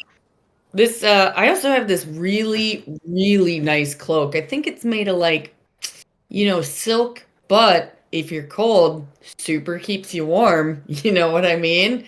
So, do you want that? And he looks it over, So and he kind of subtle. staggers a little bit, and he takes another sip of his flask, and he says, "Not really. I mean, Yeah, me neither. It's all right. you're getting on the road, so you might need it more than I will." Yeah, it's not great. Got anything else cool around here? Any say one-handed swords or Gosh, we'd look for like anything that's really high value that we could sell on the other side, and hey, we'll even give you 2%. Well, unfortunately, most of this stuff is Oops. My bad. specialty wares from the southern parts of the coast. I don't know if any of it would really be of much use to you. And I don't really carry too many weapons, and it doesn't appear that Remar did beyond crossbow bolts and spears. He says, unfortunately, the rest of this stuff is stuff you wouldn't want to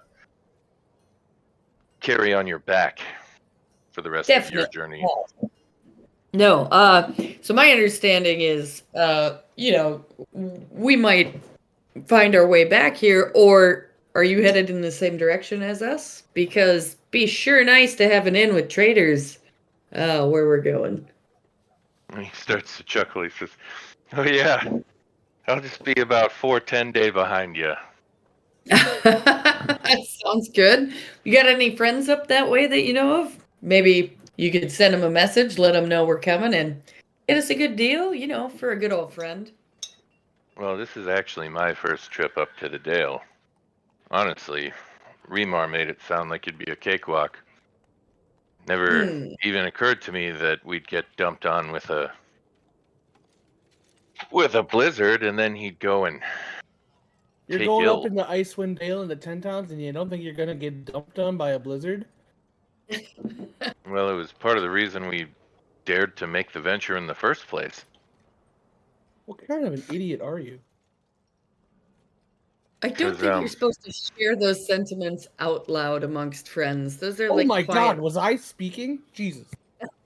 Anyway, I would be offended by that if I was sober. Yeah. But there's, okay.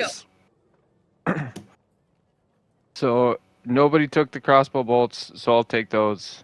I'll take the 2 medicine kits. And then hand crossbows, are they same as a light crossbow? Is it less damage? They're smaller. Made to be fired one-handed, whereas a light crossbow is usually two-handed. Well, I will take one of the hand crossbows if somebody wants the other one, because then I can still use my shield. Yeah, they do 1d6 piercing. No, I'm good. If no one else will take it, I'll take it. I don't have a lot of ranged options, so that's why I was looking for the javelins. But yeah, I'll take a hand crossbow with bolts, I guess. Okay, I'll give you half the bolts. All right. So how many is it? 30. Yeah.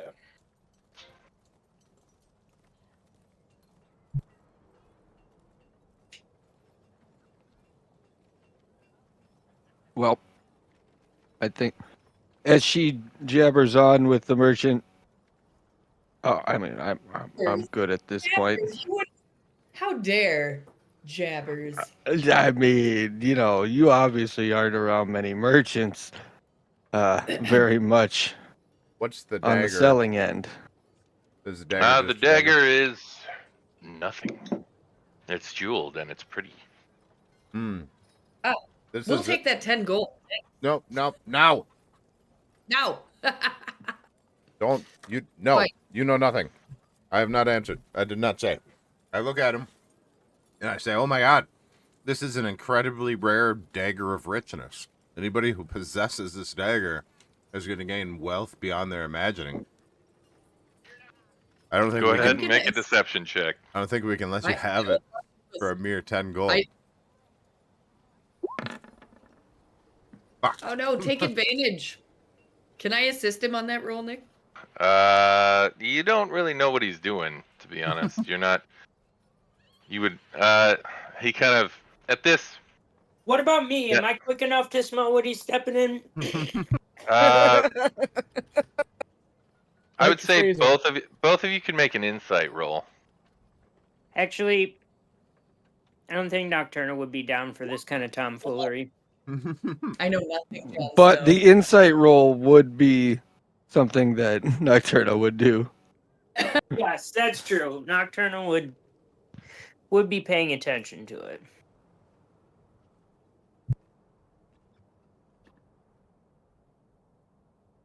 Isn't this fucking gnome Where is it? hammered? It should be easy as hell to trick him. I should just get advantage anyway. Hey, Not with a you know- fucking 1. I didn't Yeah. roll a 1. I didn't roll a 1. I I- rolled a 4. Well, I Rolled a 4. All the same. Yeah. It's still though, he rolls with disadvantage. He was still able to beat a 4. Well, let me roll with advantage because he's drunk. No, No, he rolled with no. disadvantage because he's drunk. That's how that extra works. super secret advantage. Come on. Yeah, whatever, man. One DP. Go on, sir. He kind of starts to chuckle and like gets a knowing look and waves his finger and goes, no. I'll give you 5 gold for it. Yeah. I shrug This is good. and I look at Fine. Courtney, what's your character's name again? Oh yeah. Oh yeah, I look at Alia and I'm like, I tried, and I toss her the dagger. Why, thanks. Yeah, well, I guess we'll. It was 10. Can we meet on 7? Can we just, Make a persuasion check.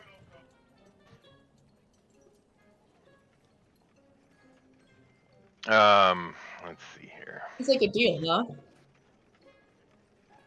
And he shrugs and he goes, I suppose. I gotta say I feel like I've pretty much worked off my debt for saving my life, and he hands you 7 gold. And at this We're still friends, right? Sure. And he staggers out of the wagon and seals it back up. And at this point, the watch guy comes in and he's like, "Are you done fucking around in here?" If you say so. It's frickin' cold out and I'm freezing my guts damn grapes off. All right, I want to get back in the frickin' warming house. I don't want to hear about your grapes, pal. Well, then let me go warm them by locking up this fucking door. Go ahead.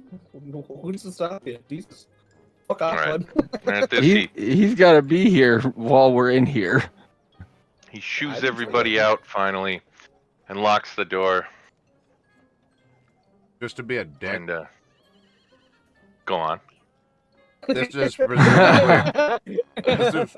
presumably an outdoor courtyard, right? Yes. This would be a dick. I fly over the wall, nowhere near the door, and go out the other side. Just to prove I don't need him. He can't kick me out of nothing. And the watch guy just sort of eyeballs up at you and then spits in the snow. And then And his fire is gonna end up smelling like open sewage pretty soon. and at this, after all the day's tomfoolery, you guys are at about midday. Well, it's probably. You got your manacles back? We don't have anything to do with that guy anymore. Yep, I think that's we did everything. I think. Okay. I did everything I needed to. Yeah, I'm good to start heading. I mean, I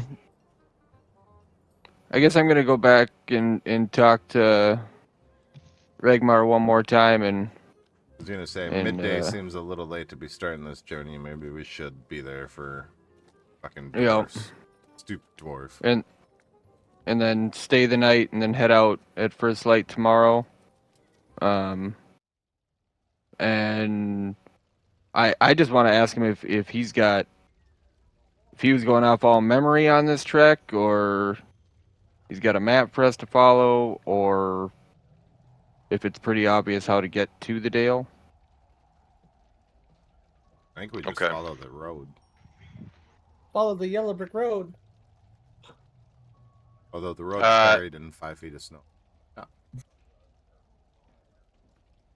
As you Really quick ask about the exhaustion points. If we took rest, we don't have those anymore, right? correct. Well, that is depending on how many you had. Each long rest that you're able to do will rid you of 1 exhaustion point. Okay. We've had Sorry, So- just trying to part We've had- before we go adventuring. And you've slept here a couple of nights already, Yeah. so had 2 full long rests. all right. As you kind of make your way back to the longhouse, you can see mostly everyone's kind of a bit somber as Remar's coughing and wheezing has kind of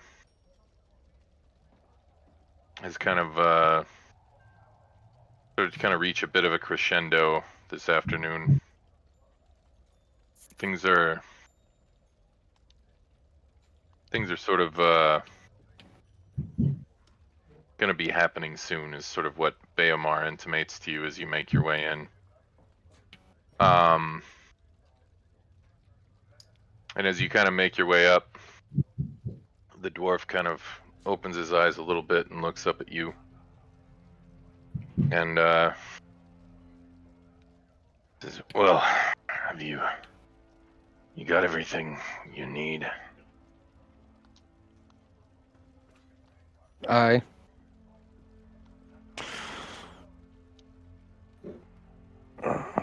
Just to clarify, you did make an arrangement with the smelly one. Oh, yeah. I figured I wasn't gonna use it. Okay, just making sure. Wait, so what are you gonna do with the money that he paid you then? What am I gonna do with I'm money? guessing it's probably in my pack. Whatever he just got from them for the goods is probably in my pack. Yeah. It's all in there. Pretty much everything. Everything I had to my name coming up here has either been bartered off or sits with you in the hopes that it gets to my daughter. Start eyeballing that pack and floating a little bit closer to. I'll just kind of look at you and I saw you on I'll just kind of shoo you. Like, there's plenty other loot to be had. But And he starts to hack a bit and cough. And Clea comes up with just a bit of tea for him to sip on, and he kind of rests his eyes over the next couple of hours. The tone in the longhouse is pretty somber for the afternoon. Eventually, just before sundown, Clea returns and just lets everyone know that the dwarf has finally passed. I know this is a little bit late, but nobody has the AIDS there. give him 5 extra HP. Well, doesn't it Rude. also cure diseases? That No, not. He's dying of old age. I can Misty step him to his grave. That's rude. But with that being said, I will ask her, where they bury their dead here, and I'll make my way out there with a shovel and bury his grave. Already? You fucker! You're like, bye. We're leaving in the morning. It's got to be done now. As Clea announces that Remar has passed, all the dwarves in the room sort of like issue a silent prayer under their lips to Moradin. And Clea, when you ask about the grave, she goes, "Well, we spoke with the mayor. He's aware of what's been going on. The Watch already have a grave dug for him." Oh. Kind of And, set the shovel down. As the late afternoon progresses into evening, the Watch sort of make their way in, and they sort of put a shroud over Remar, and they all sort of place him into a box, essentially, and lead him out towards the graveyard. All of the dwarves in attendance and several of the merchants attend as well. It's a quick and short burial ceremony, but thoughtful nonetheless. And at this, everyone makes their way back to the longhouse. At which point, everybody kind of pulls out their flasks and their bottles and their cups and tosses one back to Remar's memory.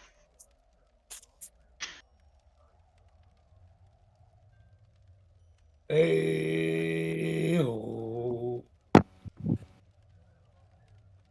Is there Pouring out anything for the anyone old wants man. to accomplish for the evening? Nah, just gonna keep drinking for the man. Oh, we can crash out. All right then.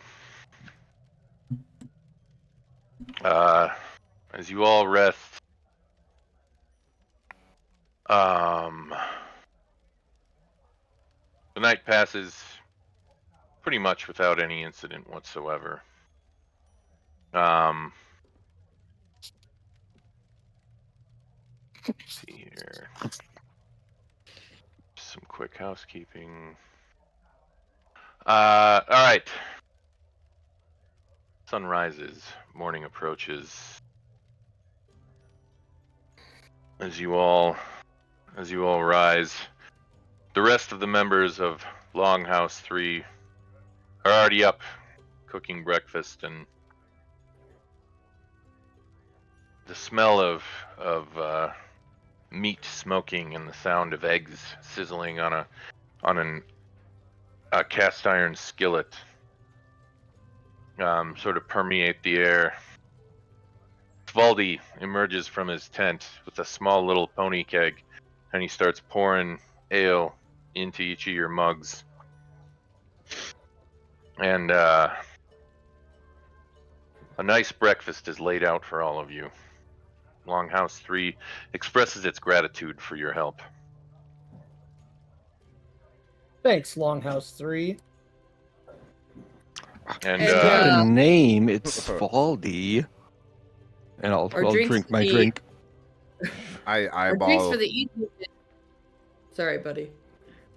No, you're good. Go ahead. Our drinks for the entire evening, as well as any time we stay here, are free. Yes. Oh, Uh, I think Svaldi this looks up is at you his and he just personal says, stuff. Svaldi looks up at you and says, if you come back here in a year and I'm still here, something went horribly wrong. So, your attachment to this place is really low, and therefore, us, your friends, your chums, your pals, even, we wouldn't pay here. This is not. It We doesn't don't even matter. Pay here. This isn't an inn. This is Oh. a place travelers just get stuck staying when they're marooned on the road. But there's lots of ale. No, there is not. In fact, This is it. This this is was getting something worse. I was going to isn't it? share with my future father-in-law when we arrived in Citadel Adbar. But I'll tell you this: if any of you folks ever make your way down to Adbar, you look me and Clea up, and I'll make sure that you won't pay for ale your entire time down there.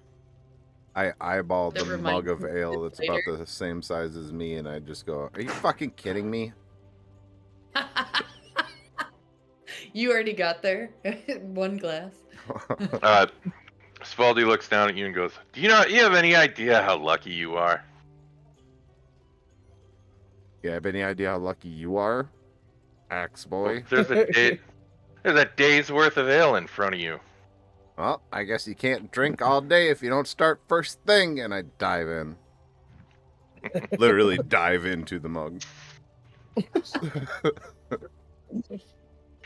Oh, rowdy little shite. All right. Anything anybody wants to do before leaving? No, not me. No, I'm good. Okay. You need a con check from me over this fucking single mug of ale? That is exactly what I need from you, actually. Straight con or con save? This would be a con save.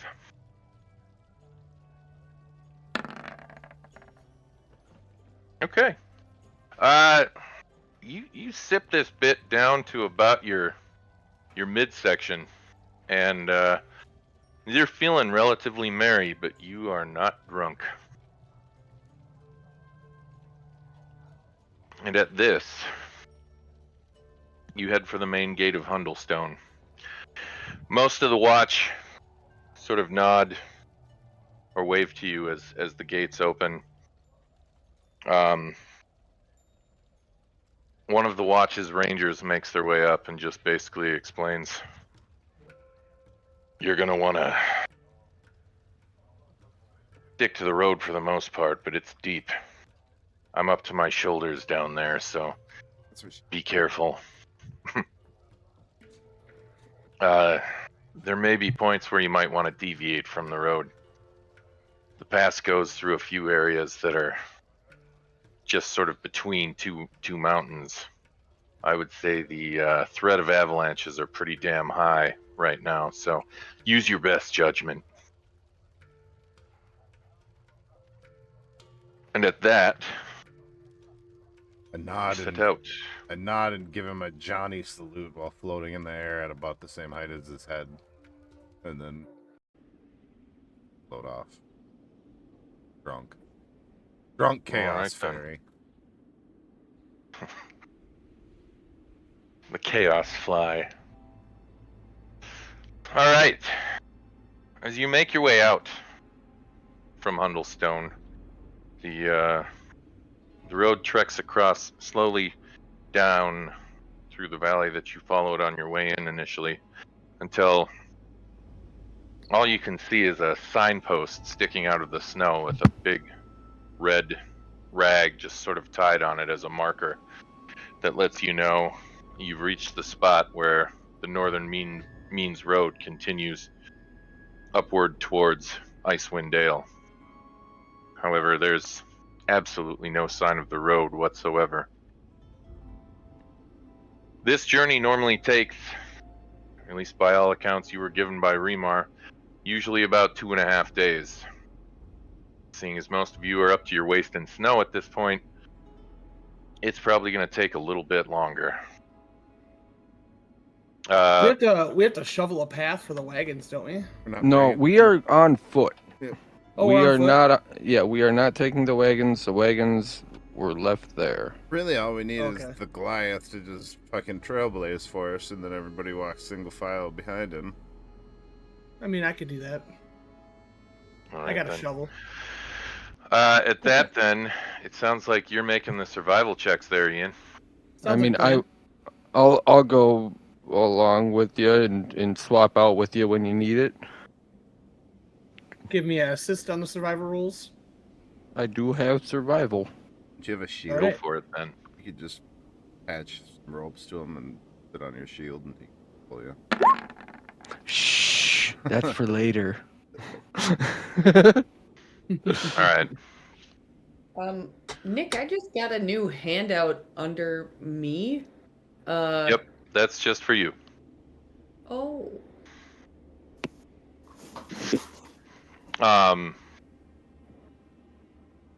You're a warlock, so you sometimes get communications from your patron as you sleep. Well, everyone pay attention to your character info, I suppose. Always do. Alright. The road begins to arc north before it starts to finally gently curve to the east.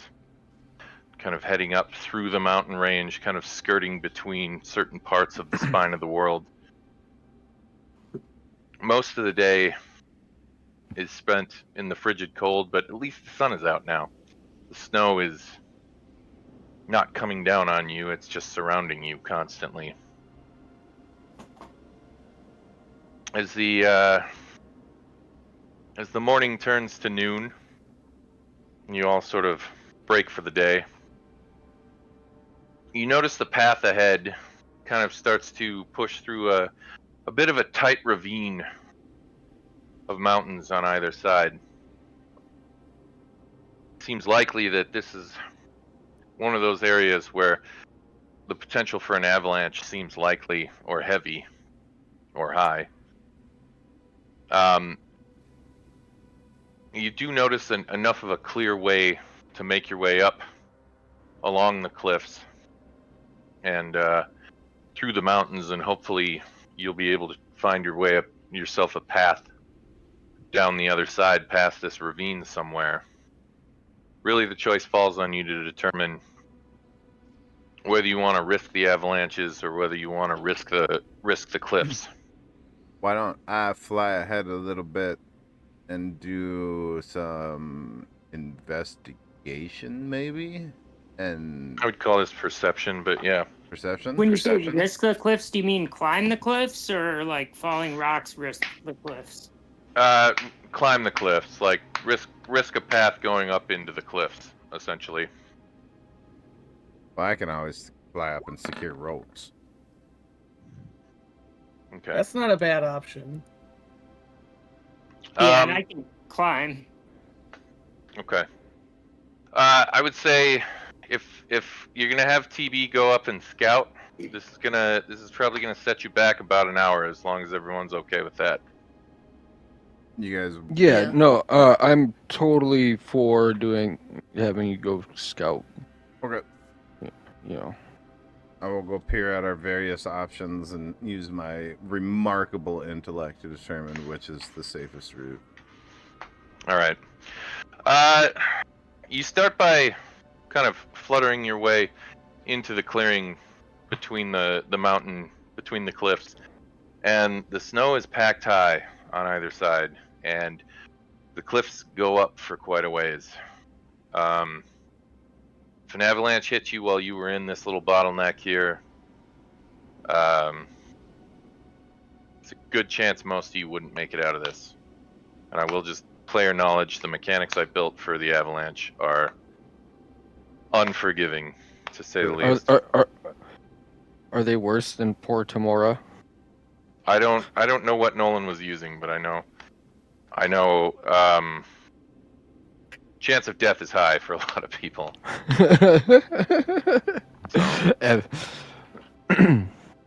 However, the folks with the high strength score might do better than the rest of you. I mean, at that though, as you make your way up while along he's the off cliffside, doing that, Yeah. can we do a just survival or something down here, just searching for another path around, just from where we're sitting waiting? Sure, if you like. Okay.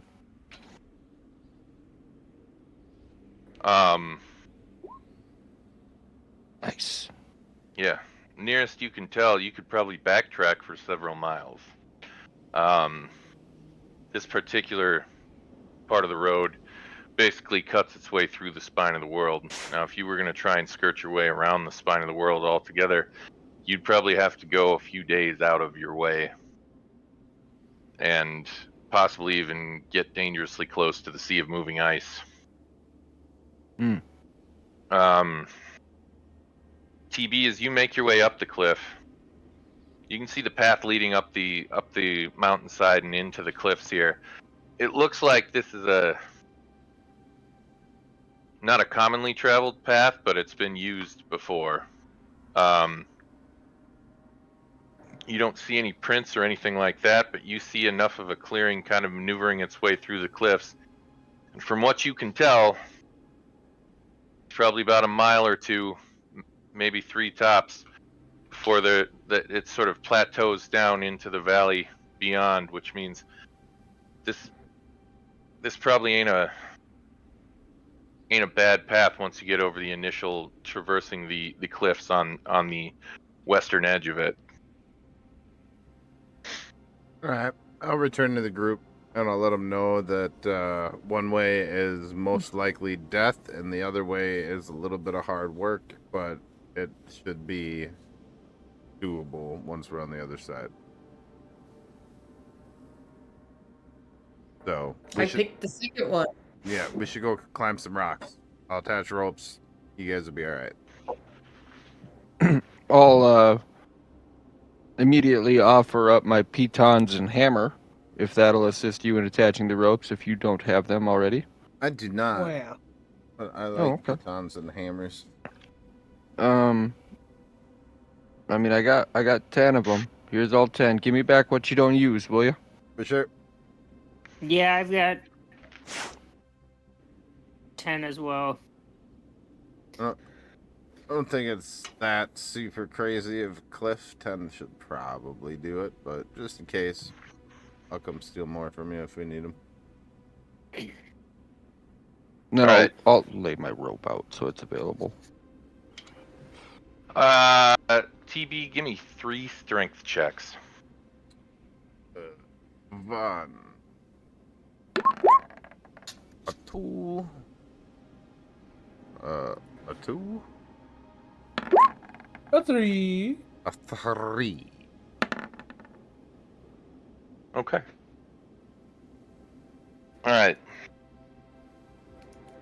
Mid-afternoon kind of pushes its way into late afternoon. And you all kind of sit at the base of the cliff path. And TB finally returns after about another 40 minutes. And says, basically explains that all the pitons have been set. The incline isn't too steep, but with the depth of the snow, you all feel a little bit more safe knowing that you can use the rope to kind of make your way up. Just like everywhere else, the snowdrifts here are pretty much up to your waist, up to your chest, depending on your height. Which means that the chance for slipping is high, and the climb is going to be a little bit on the perilous side. So it's going to be an athletics check to make your way up the first leg of the path. With the rope, you get advantage. So it's also going to be a single file sort of thing. So whoever's going first, give me your first roll. It should. I think it should be probably someone with the highest strength, so the mirror Tom, so that we can help lift people up at the top. Yeah, What do you think, that's Tom? fine. I can go first. Do you want to go first? It doesn't matter. Nocturna has the climbing feat. Yeah, I can. I've got climbing speed, so. But I think it makes sense to get someone strong up there first. So maybe I can go second, or I can go alongside, or whatever. Okay. I'll head up first, I guess. You head up behind me. You can pep talk them up. Yeah. All right. Then Kratos, go ahead and give me an athletics check with advantage. All right. Here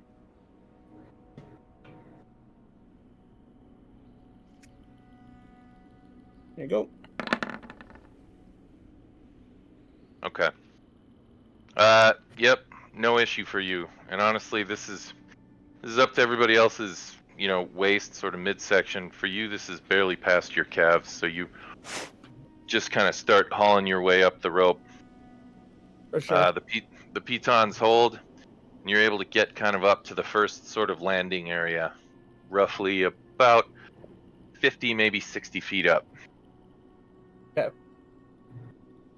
I'll make sure everything's secure up top, and then we'll start getting everybody up. All right, who's going second?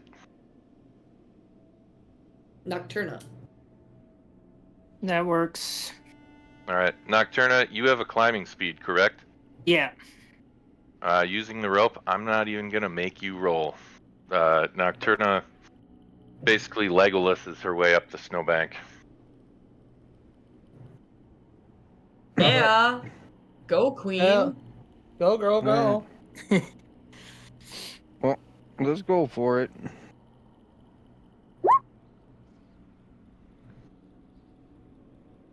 All right, Rackham, same deal. you're able to just pull your way straight up the cliffside and make your way up towards the landing with Nocturna and Kratos. All right, who's fourth? Any chance I can use my charisma mod instead of my strength mod? Nope. You gonna sweet talk that rope, baby? If there was a way you could use your hex blade as part of this, I would say so. But seeing as you have a rope, I'll use my dagger to rope, dagger. See what I'm saying? Like What? the rope is no, because it's ice, right? What if you I think turned you a might- grappling hook into your packed weapon? No, I'm gonna dagger my way up the fucking mountain. That's my. Like That's what I'm gonna do. 1980s action hero style, using the Yeah, dagger I to mean, stab the stone. that would totally make sense, unless of course you had a rope that you could use instead. I'm doing both. That way I don't have to use strength. I can use charisma. Well, Because that's my picked weapon. here's the deal: if you use the rope, you can use strength with advantage. If you use the dagger, you're gonna overcomplicate things for yourself a little bit. Okay, we well, may I have didn't- to. Yeah, that's great. Look at my strength. So good. That's I'm gonna sit Yep. here. That's a I'm gonna save, sit here. though. Who wants to carry me? I'm like super light. I got wings when I want to. You know what? next- Maybe just sit at the bottom, and we'll pull Yeah. you up at the end. Tie the rope to you, and we'll pull you up. But you Hey, I'll Love go. it. did a Clunk, strength clunk. save, though, not like an athletics roll. Is that not a Oh yeah, strength save? you did do a strength save. Yeah, make an athletics with advantage. Let's try that. Okay, well that's way There better. you go. Clambered right Okay. up it. Look at you. You're a fucking spider monkey. All right, Yeah. Alia, you make it up. It's a little dicey at first. You sort of reach for your dagger, and you have a little bit of a moment where you almost consider like trying to Stab the Galadriel mountain. your way up. Yeah. Yeah. But you make it, and Good. That was my plan. last I think is Jug. Here we go. Can't Oof. you fly? That's TB.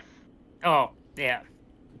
Jug. It's a little difficult. Not too bad though. There are a couple spots where you almost feel like you're gonna slip, but you realize you just gotta take a deep breath and just keep working your way up, and you make it to the first landing as well. At this, we're kind of getting towards late afternoon, early evening. Second leg of the climb. Who's going first? Nocturna. And TB. A little bit of like reconnaissance. Well, if I mean- you will. I already flew up and put all the pitons into place, so. Oh, those are already up there for the second leg already. Okay. Yeah. Yeah, Yeah, those he were the did three all of strength them. checks That's you why I did. Yeah. The All right. three. I'll go first again then. Okay. Yeah, it's clear to the top. We just gotta get to the top. Noise. Okay. Oh, yeah. Yeah.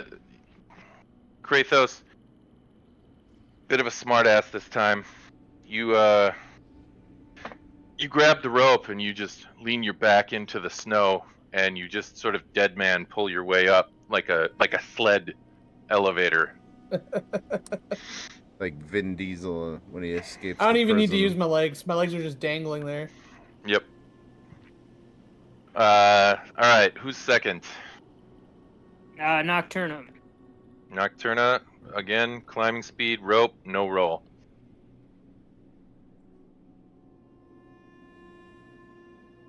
All right. Tomer. I'm outside smoking a joint, so I'll go last. Nice. I'll go You last. Glub, let's get you up there.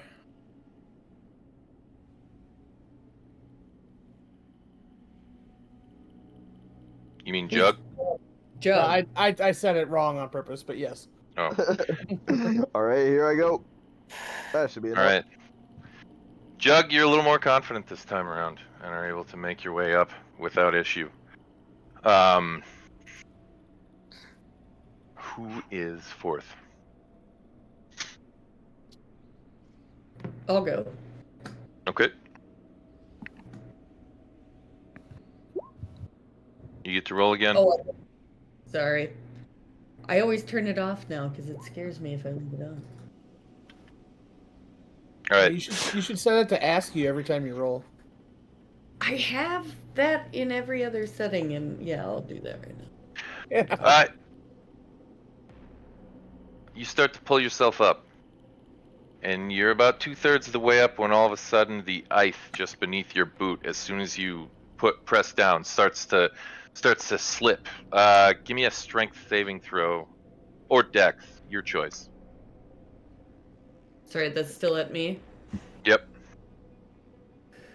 Okay.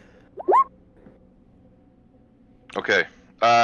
You're able to keep yourself from falling the entirety of the way, but you are now simply hanging by your hands at this point, sort of dangling. Can I position myself to try and catch her if she falls? And then that way, if she does fall, I can use a reaction to, I don't know, do athletics to try and catch her if she does It's fall. possible. Okay. Someone at Oh. the top could try and assist too. Could I would like Can I could use- I fly down and like push her into the wall so her feet are back connected to where she's Sure. supposed to be? Go ahead and give me a strength check. Sorry. Who? Yeah, sorry. That's what I was asking. All right. TB kind of flies his way down and he just like grabs the back of your boot and starts to guide it into the snow. And as he pushes your boot towards the snow, why don't you go ahead and give me one more strength check with advantage? Okay. Sorry, a strength saving throw or athletics? Let's call this an athletics with advantage. Alright. All right. With TB's help, it's extremely awkward, and the two of you look ridiculous. But it's also, you look ridiculous, but you're also terrified that one of you is going to fall, close to 100 feet towards your death. So no one really cares how they look in this situation. However, just barely, you're able to get your way up towards the top of the second landing at this point. You sort of breathe hard. Your hands are sort of covered in cuts and rope burn, and you are not a happy camper. But TB did basically pull your ass out of the fire. Or put my foot in the snow. That one too. of those. Or both. Last up, then, I believe, is Rackham. Yes, sir. All right. Damn, we got Rackham. some show offs. I'll as I'm climbing, I'll gather the rope up with me, and then just set the rope up and take the piton out when I get up on top and kind of look around and be like, oh, what, we gotta go, right? And while Rackham finishes his smart-ass little move, you all look up. Last leg of the cliffside. This is clearly a bit steeper than the last two legs. Hey guys, this looks a little steeper. You should all be more careful. I say while looking directly at Alia. Whatever. I got this. I got fucking sword and shit to put in the wall. I'll be fine. All right, who's going first? All right. I'm gonna go. I will. I'm gonna Here. go last. Hold on. Hold on. I'll hand you one of the ends of the rope that I just brought up. Okay. Bring this up there with you. She's going next and tying that to her. You're going to help her get up there, okay?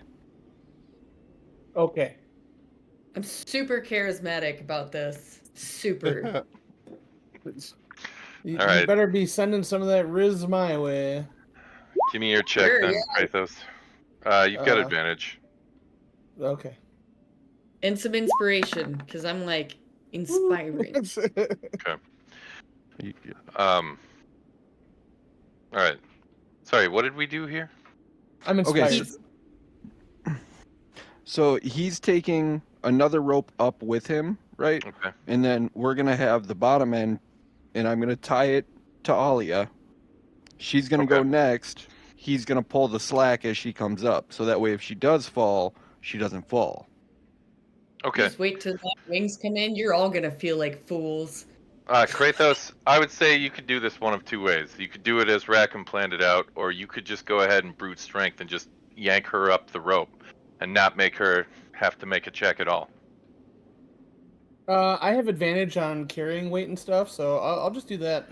Okay. The DC on this is going to be a 16. I'm just going to call that out to you, Okay. just so you understand. Yep. But I'm gonna think light thoughts, which is like helping. Light as a feather. It's Stiff a as it's board. a, Light as a a feather. strength check or a save. Tip of the board. Okay. Strength check. Now we're out of the craft. Gotcha. Love it. Love it. Okay. All right. As Alia kind of makes her way towards the rope and begins getting ready to pull herself up, you just start pulling the other rope, and she just starts sliding up. And you can see, at first she's surprised, and then slowly annoyed, and then just downright fuming over the lack of dignity of the situation. And as you pull her up to the top, she kind of gives you a nasty look. I could have done that too. Yeah, with charisma. So much charisma. All right, who's going second or third technically? Me, I guess. All right. I hate to say this, but I was today years old when I learned that Riz is short for charisma. Nice. I am also this moment old when I learned that. Yeah, all the kids are saying it now. I was gonna That's say I what learned it Riz off my means? kids. I've Yeah. heard Riz before, and I knew Yeah, what it I've heard meant, Riz, but I but- never connected That's what it is. to It's your charisma. Yep. Yeah. What? Wow. I work with a bunch of like teenagers that are all geniuses, so they sometimes tell me the TikToks. Oh, the TikToks. Yep. Yeah, Yeah. I don't do any of that anymore. I'm not I on don't social either. media. I'm so far behind the times, it's not funny. I just try to fit in. When they say something cool, I'm like, haha! What'd you say? I'm deaf. Nothing. I'm eating lunch. That's exactly what I'm Yes. doing. I don't. Yeah, but I know what you're talking about. Yeah. All right, Nocturna. No check. All right. Fourth. Jug, go ahead. Come on. And I'll so far, kinda- so good. Yeah, give I'll- me another one. One more. Yes, sir. Okay. All right.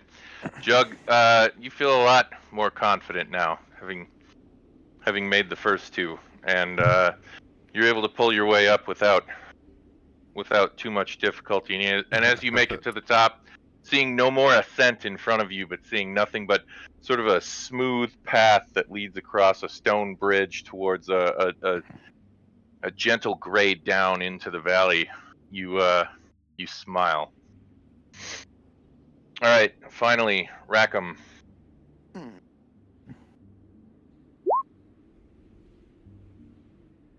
The dice say 15. 15 was the difficulty on this one. So Oh. you make it up. It takes you a little longer than it did the last couple times, but you're there. And with that, everybody has kind of made their way up the cliffside path. And as you stare down, now you can see the sun is beginning to set over the spine of the world to the west of you.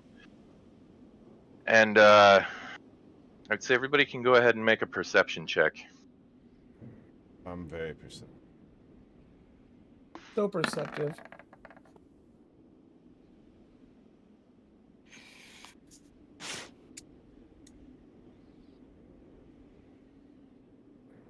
Yeah, I mean, there's not much difference there, but Jug, you may want to turn your advantage off for this one next time. No. House rule: if you have advantage on without it being there, we take the lower one. So That's true. All right, Alia, what do you got? Oh, sorry, I forgot we were doing. I didn't know I was getting a choice. Okay, it's all right. Okay. For some reason, I am You not all seeing notice. anybody's dice rolls. And I just Yeah. checked my settings. Still not showing up. Oh, really? You can't see anyone's? None of them. That's really weird. Maybe You all. refresh, restart, roll Yeah. 20. You all notice as you now kind of take your breath up here and watch the sun beginning to set, that the wind sounds differently up here, almost as if it's being maybe working its way through some sort of weird stone shape or something like that. But it almost has a sort of a bellowing, sort of wheezing sort of noise to it, and it sort of moves in waves, almost as if there's a voice on the wind just going woo, and then You hit disappearing off. You hit a note that my computer cannot render. Oh, I'm sorry. Yeah, mine too. I think the Discord noise gate cut him off. That could be it, yeah. But it's sort of a wheezing, sort of high-pitched bellowing somewhere on the wind. And as you kind of sit there trying to figure out what the hell the noise is, it becomes more and more distinct and becomes slightly louder. My ass is already hiding. I'll move away. I'll move away from the cliff. Okay. You're kind of at the edge of a rock bridge, kind of overlooking a passage below you. However, as you start to move away, you hear the sound start to pick up just a bit, and it grows louder, and it grows slightly louder. Everybody go ahead and make one more perception check.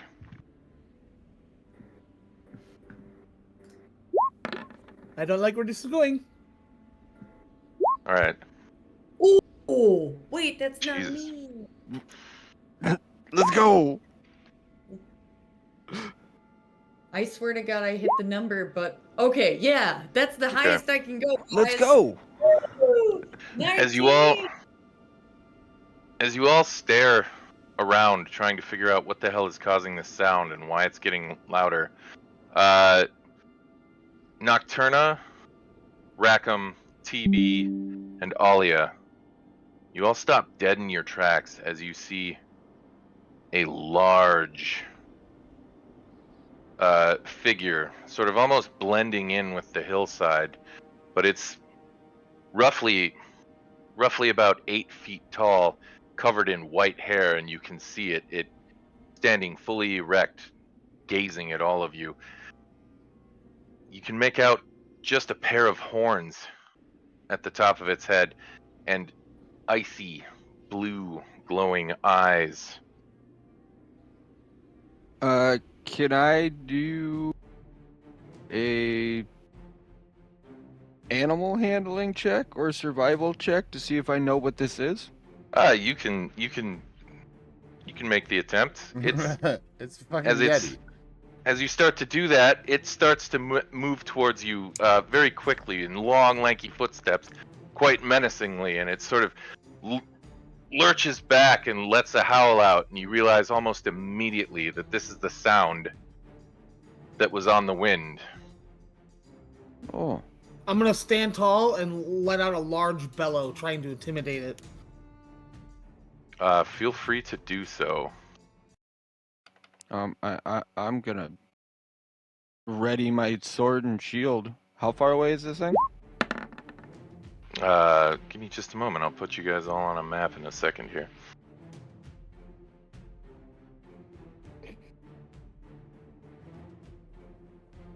yells, we yell back. Roar!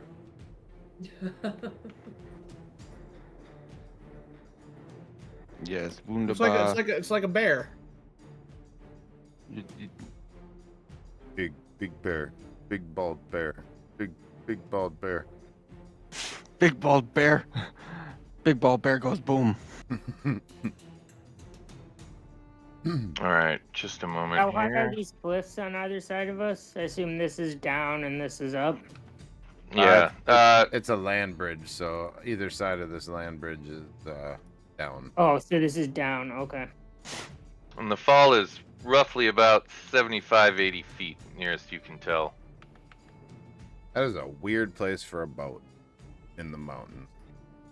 Yeah, this is a reused map, but I know, but it's fun for me to say things like that.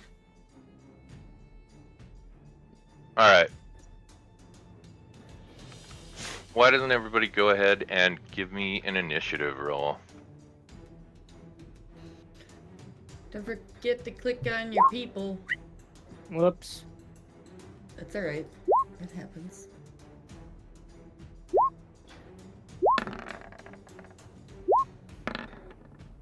Why? Yeah. Again. I mean, it's good rolling from you tonight. Good job, man. What can I say? You're wasting all those fucking crits before we get in combat, though. Fuck. Hey, look. Hey, look. I'm totally fine with critting. Like 3 of us critting on perception to notice this thing, then this thing getting an ambush attack on us. Like I don't even give a fuck if I wasted it on an attack crit. I mean, I'll take it. I started hiding as soon as we started hearing that moaning. So do I get an ambush round on it first? Let's see here. Who did make the stealth checks? He did make a stealth check. He You are did, yeah. correct. Let me check the passive perception. All right. I will give you a surprise round, TB. Yay! I've never had one before. Congratulations. He says, "Holy shit, it excuse me. worked." Alright, move up there. I'm gonna read this spell real quick. Brain.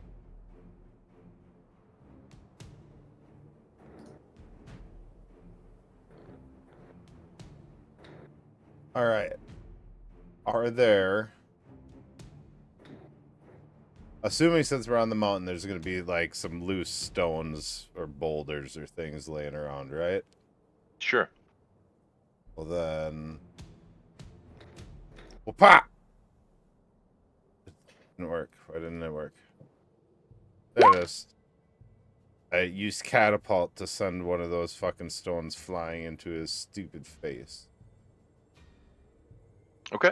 Oh, hold on. I'll show the actual spell.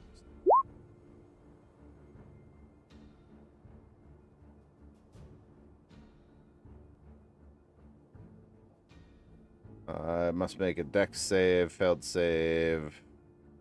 Okay.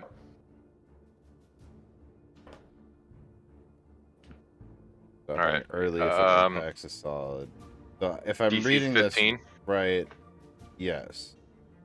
I get a 20. So, I passed the save. Okay. I was going to say, because if I'm reading this right, if it fails the save, it keeps going until it's either 90 feet or until it squishes into something. Yeah, so on a failed save, the object strikes the target and stops moving. When the object strikes something, the object and what it strikes each take... I mean, I think it's just... The object flies in a straight line up to 90 feet in a direction you choose before falling to the ground, stopping early if it impacts against a solid surface. So okay. so if you miss it, basically you're hitting the mountain over here. Yeah. Right? And Okay. that would cause damage and possible avalanche. But it then specifically says if the object would strike a creature, that creature must make a dexterity save on a failed save. The object strikes the target and stop. Oh, so on a failed save, it gets hit. All right, never mind. This is what Corey refers to as save or suck. Yep, save or suck. So it saves. Yep. But Alright, it doesn't quite suck. You still have any movement left? No, that was all my movement. Alright then. We're gonna move to the top of the round then, and it goes to Kratos. So, I don't see this thing on the map. Am I looking in the wrong place? Oh, there it is. Zoom out. I see it now. Okay.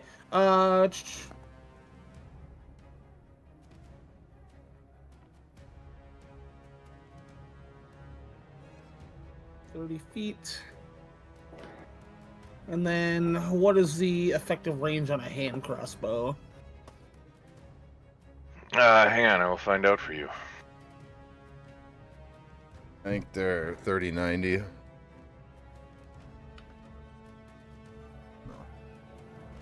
3120. There's my 3120 because I already made one for the hand crossbow. Oh yeah, I imported it from the compendium. Alright, so you can shoot at him with disadvantage, basically. I'm just gonna hold my attack action with the hand crossbow until he enters my range. Nicely done. Alright then. Oh, that'll be my turn. Okay. And he's in your range. All right, yeah, trigger. Yep, fire away. Where the fuck did my thing just go? Hold on, I just closed my character sheet.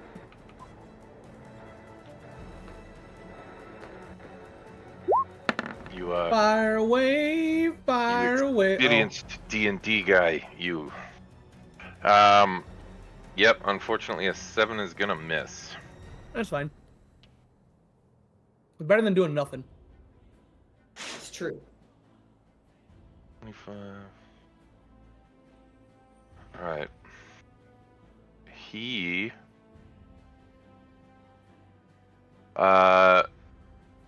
This is gonna he's hurt. going to... Hang on one sec here. I got a quick question, and I understand if this is it. Does that count as my reaction for the turn? Yes. Ah. Goodbye, gentlemen. It was a pleasure. And lady. He's gonna Or start. gentleman. He's actually gonna start with TB. As he kind of like lumbers his way up towards Kratos and kind of squares up with you. He's just a little bit taller than you are, and it's kind of an intimidating sight. But he looks past you towards TB, and you can see his eyes glow blue. TB, go ahead and give me a con saving throw. Good at these. I'm alright at these. Okay. All right. All right. You feel a sort of sudden chilling fear start to grip you, but within moments you master yourself and are able to push past the fear and keep from falling into this sense of paralysis. And that's when the creature turns and claws at Kratos, hitting armor class 22. Yikes. Damn. I'm assuming that hits. Oh, sorry, I was muted. Yes. All right. You're gonna take 6 slashing and 4 cold damage, Yikes. and I believe you have resistance to cold damage, right? Yes, I do actually. So you're gonna only take 2 of that cold damage. And then he's gonna claw you a second time. Oh. Critical hit. Oh no. You're gonna take 10 slashing and 3 cold, which is marked down to 1 cold.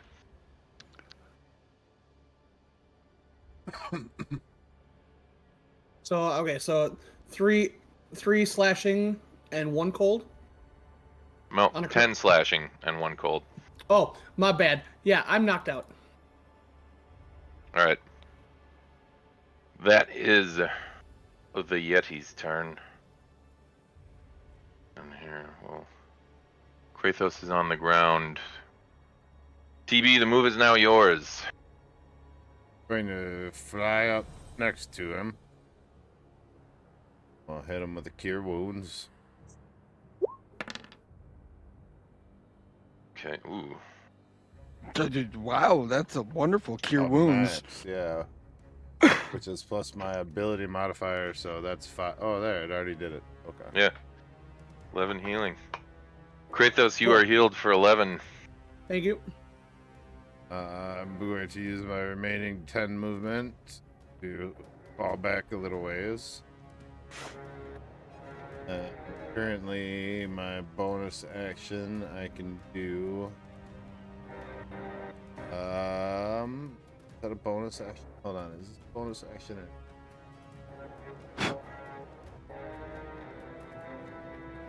Oh, never mind. That's an action. Okay, I'm done. All right then. Jug, the move is yours. Can I run up kind of to the right on the cliffside, kind of where the tree is there? Mm-hmm. So 5, Oh. 10, 15, 20, 25. So right about here. Yeah, a little closer to the big guy if I could be. 30. Close enough to cure wounds again. Oh, I see. 5, Wounds is 10, touch. 15, 20, 25, 30. I can put you right here. How's that? Oof, a little risky, but let's do it. Yeah, because cure wounds, you got to be right. You got to be able to touch them. Yeah. Yep. What about healing word?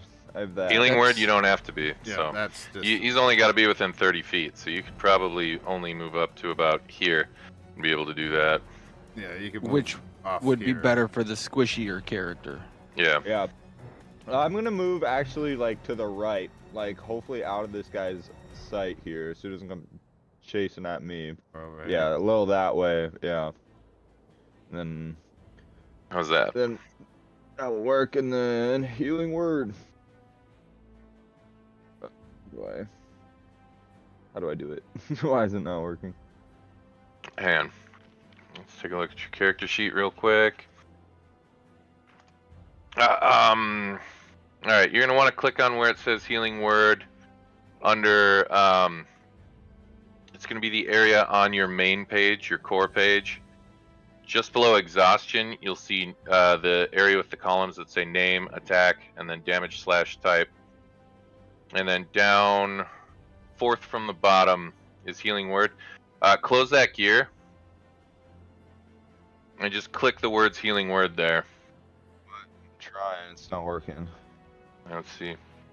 Oh, it's because it's a little pop-up will come up and it's asking you what level you want to cast at. You want to just click first and then just click OK. Oh, there we go. Yep. All right, Kratos, you're healed for an additional 6. Swing back now. And then you still have an action too, Jug. Yeah, healing word is a bonus action. So if you have like an attack cantrip or something. Firebolt or yeah, firebolt would be great. All I got is really earth tremor, and I don't think we need that right now. But it'd be fun. Oh man. we could get shit mixy here, but I don't have the strength to I climb like out the of way it. you think. I do too. I do too, but you know. I real was kind of dangerous. bummed I wasn't gonna get to use my my avalanche mechanics. So Well, don't count your chickens in your basket yet. Do you have Yeah, a you know, do you have it a could crossbow still or happen. anything you can shoot at him? No, I don't have any range really. What cantrips do you have? Absorb elements. Where else? here, if you click the spells portion, you have Druidcraft and Mending. Yeah. Okay. Hoping for a produce flame or something in there. I mean, Alright. Yeah, I mean, I got nothing to fight with right now. I don't think. I didn't realize you didn't have any range. I have a light crossbow that I could have given you with some bolts. It's okay. I guess I'll just hide for now. All right then. The move now goes then to Alia. I'm gonna go ahead and cast Hex on him Okay. to begin with, which is a bonus action, and then I'm gonna go ahead and cast Eldritch Blast. Okay. Oh. Never mind. Rackham, give me a dexterity you saving throw. you want a dexterity saving throw? Okay. Mhm. I mean, I would like to request that she roll on the table first. But yeah, here's my dex saving throw. You want her to roll her damage, you mean? No, on the table. Because it's a critical miss. No, yep, I'm sorry, that's right. Forget that. Yeah, you don't have to do that. Yeah. Okay, cool. Right. Alright, you just fall prone in this sense. You got a lucky roll there. Yeah, I did. I'll use the remainder of my movement to just stand up this round, and that'll be Okay. Alright then. Nocturna, the move is yours. I totally forgot about the critical miss table. Thank you, Tom. Whew. Oh no, thank you for making it. Because that was about to hurt. I was about to get fucking shot in the back of the head with an Eldritch Blast. Hmm. The term mollywomp comes to mind. Mhm. Yes.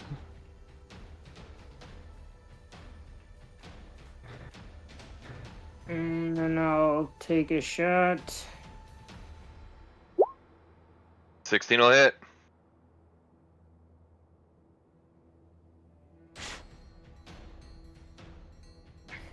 Okay.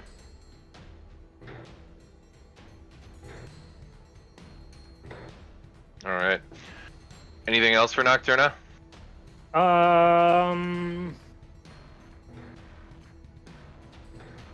No, I think that's it. Okay then. Rackham, you're up. Rack'em sack'em 30 robots.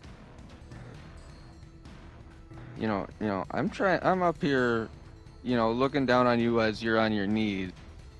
And you're gonna make fun of my name? Okay. No, I'm see not. how you are. I like it. I see how you is. I'm gonna swing a longsword. He has All right, Kratos, 14 will hit. the god of kneeling. Alright. I'll show you how good I am at kneeling. And then, as a bonus action. There we Oh, go. yeah. So that's my roll again, and then they get to make their athletics or acrobatics their choice. Damn, you crit of his ass. Yeah. Damn. Alright, so then he just makes a strength check. Yeah. Motherfucker didn't beat that. We're gonna knock him prone for this one.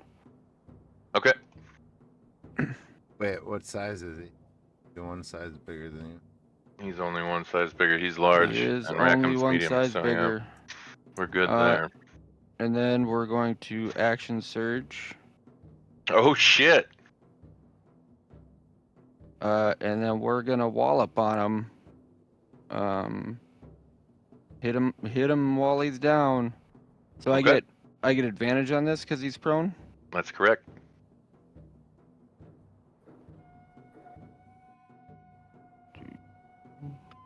Get him.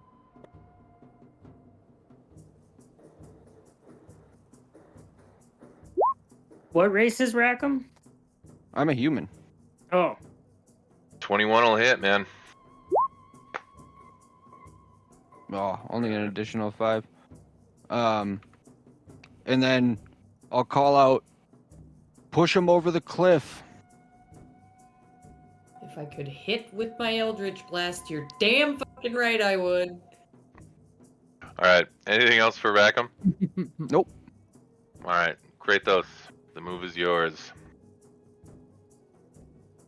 Well, I'm gonna stand up. Excellent strategy. And I mean, you said push him on the cliff, but he's down, so I'm gonna slash him. Yeah, no, you slash. You slash hard. 24 will hit. 10. All right. Guess what? Chicken butt. I don't know. Action surge. Action I surge. figured, yeah. Sorry, I had to press the button. Do it again.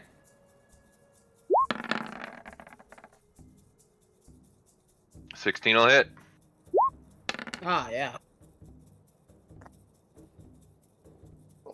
All right. Anything else? No. All right. Let's see here. The creature is going to turn its chilling gaze on Rackham. Rackham, give me a Constitution saving throw. While it's lying Okay. down. That's going to get up. Sorry, I should have mentioned that. That's Con save? happening first. Yes.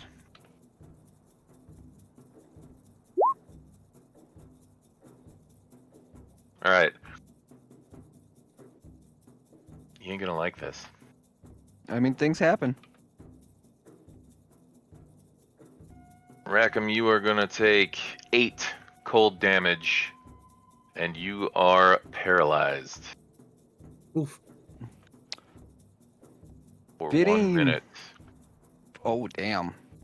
And then it is going to slash at Krathos again with its claws. I'd rather you didn't. First attack hitting armor class 13. That'll miss. Second attack hitting armor class 24. Yeah, well, yeah, I guess that one hits. Fine. You're gonna take 5 slashing and 1 cold damage. Okay. And then that will be the Yeti's turn. TB, you are up. I don't know what Yeah. to do.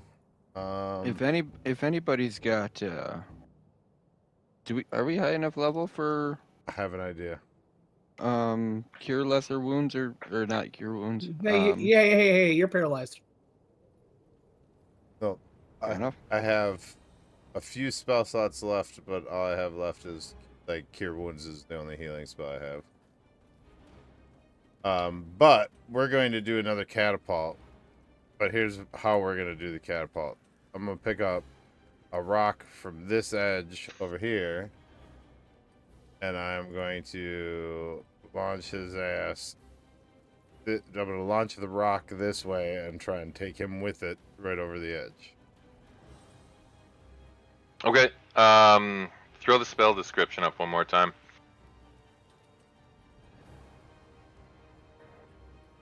That button. There we go. So, oh, never mind. On a failed save, it hits him and stops moving. That's right. We discussed this already once. Didn't It's alright. Go ahead and make your attack. Or no, he makes a dex save, doesn't he? Yeah. because it doesn't take him with him, so I'm not going to do that. I am going to just... Oh, okay. Still does good damage though, doesn't it? It does pretty good 3d8s? damage, but I'm not going to waste one of my healing slots on that Oh yeah. when he's tearing our asses up right now. I mean, I'd I'm like to caustic brew him potentially, but that is... You gotta get in Isn't the it- mix for that, don't you? Well, I think it's a cone. Yeah, it's a 30-foot, and it's a beam. So I'd have to get in the right angle to hit him without hitting them. But it did... Well, you can fly, can't you? Yeah, I mean, and you it could just did... get like above him. 5, 10... If I go... Let me see if I can hit him from here. Shape. Beam. Oh. Oh, yeah. Is it a beam or is it a cone? It's a beam. Okay. So I can definitely hit him without getting them. So I'm gonna caustic brew his ass. Okay. He's gotta make a dex save. It is... DC 15. Yes. Okay.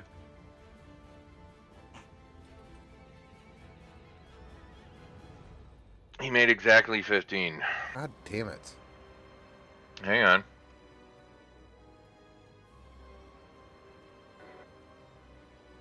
Okay, so it's another save or suck. Yep. Okay. All right. Unfortunately, he dodges the blast. I'm gonna use the remainder of my movement to get the fuck out of the way. All right, Jug, the move is yours. I don't know if I should even get close to this thing. uh. Hit it with a tremor. You think? No. Nothing will make our DM happier. Do it. I say the tremors are a fucking panic button. I don't think we gotta panic yet. Can I run like to the left up? Can I like up here somewhere? So you can make it. You get up Yeah. to about there. Put me right there, and can I throw my dagger at it? You sure can. You should be able to. There should be an attack for it in there. Maybe I didn't put one in, but let me take a look here. Because this is using. Yeah, you could just use this. Let me just check the range you are from him. So I think a dagger is 20. 25. I would say if you moved here instead of there, you can do that without disadvantage. Yep. Alright, give us the attack then, sir. 20 will hit. Ah, yeah. Come on. Roll me the damage. Like that purple. Yeah, if you look in the chat where it says your roll there, you'll see the word dagger underneath it in purple. Got it. Yeah. We'll take it. Alright. No, Your dagger connects and literally just sticks this thing right in one of its abdominal muscles, and it just sort of growls angrily at this point. Anything else for Jug? Nope. Alright then. Alia, the move is yours. I'm gonna move up to there. I guess this is as far as I could go. And I'm gonna hit him with an Eldritch Blast, and I'm gonna add an Agonizing Blast to it. Okay. Let's see if I can. Oh, that's not what I meant. Boom. Will you actually just like, yeah. 13 will hit. Oh, really? Oh, yeah. right. Yeah, 5/4, and he'll move, I guess, straight back for me to. Oh, yeah! I'll take it. Wow. He's down. I thought he was gonna be a lot tougher than that. What? I did too. I thought I was moving up for my next attack. I wasted so many spells on that fucker. I continue to just stand there.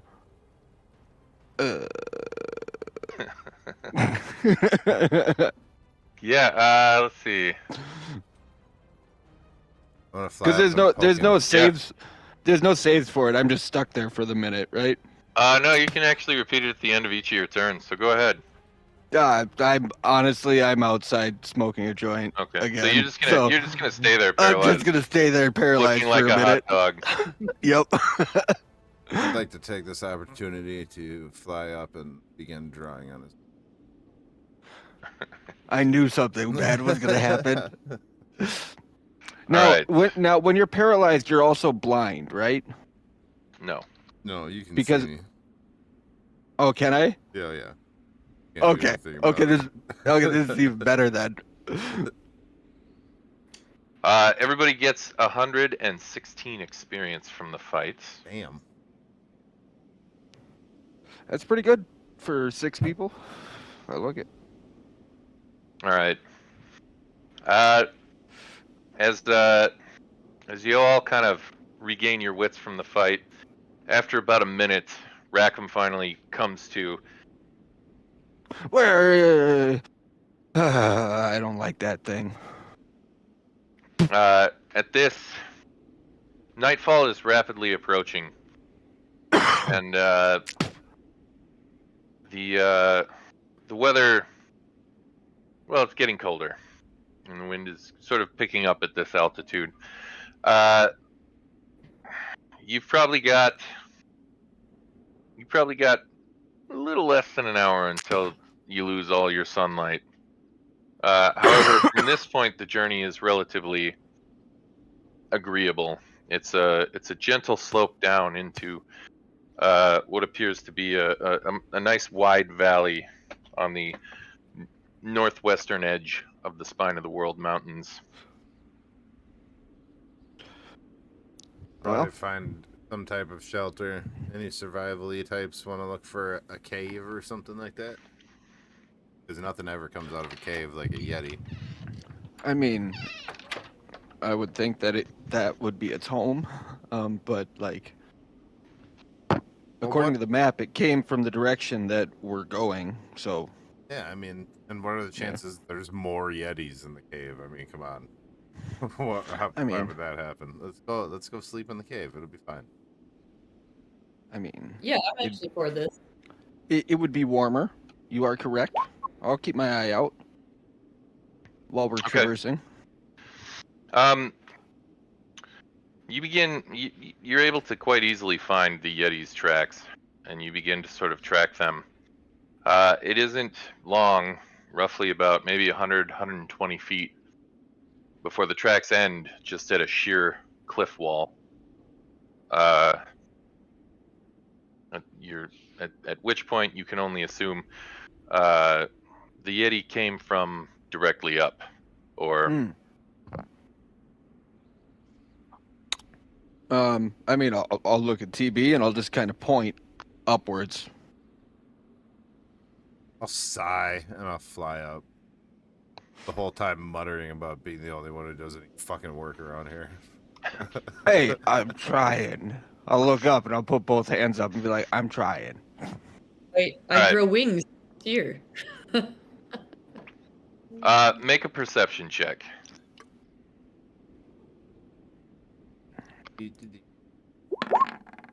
Ooh, that was almost bad. All right. You can see the tracks. They sort of lead up around what appears to be a bit of a treacherous path, but this is probably a good 60 feet above the party's current position. And that wall, that cliff wall, it's not going to be as easy to climb as the path you took up to get to where you are now. It's going to be about 60 feet up towards where you're seeing the footprints, and then the footprints seem to sort of wrap around and then make their way up sort of a craggy sort of area towards what appears to be the eastern edge of this particular cliff face. You don't see a cave, but you do see the footprints going off in that direction.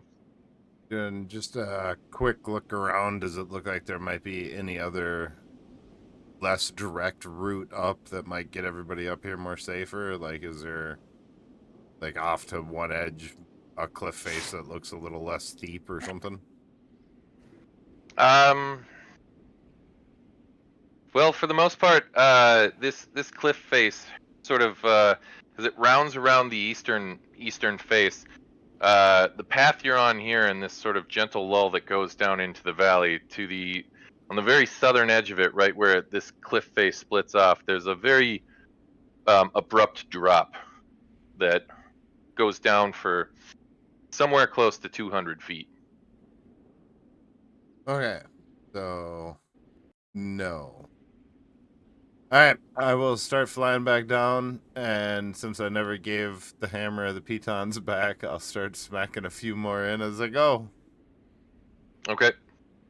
When he gets to the bottom, I'll be like, "Oh, so you found it then?" On what? Well, you found the cave up there? Well, no, but there's more footprints. Okay. Well, And I I'll mean, look up.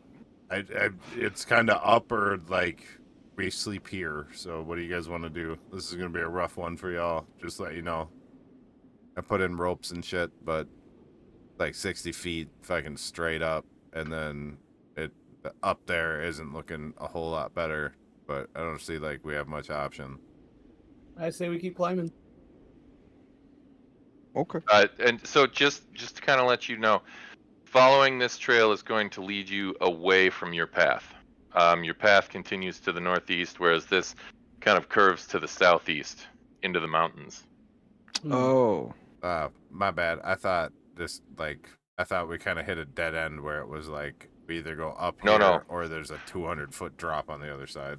No, so that's to the south, but to the sort of northeast, there's just a nice gentle decline down into a very wide and open valley that meets back up with the road.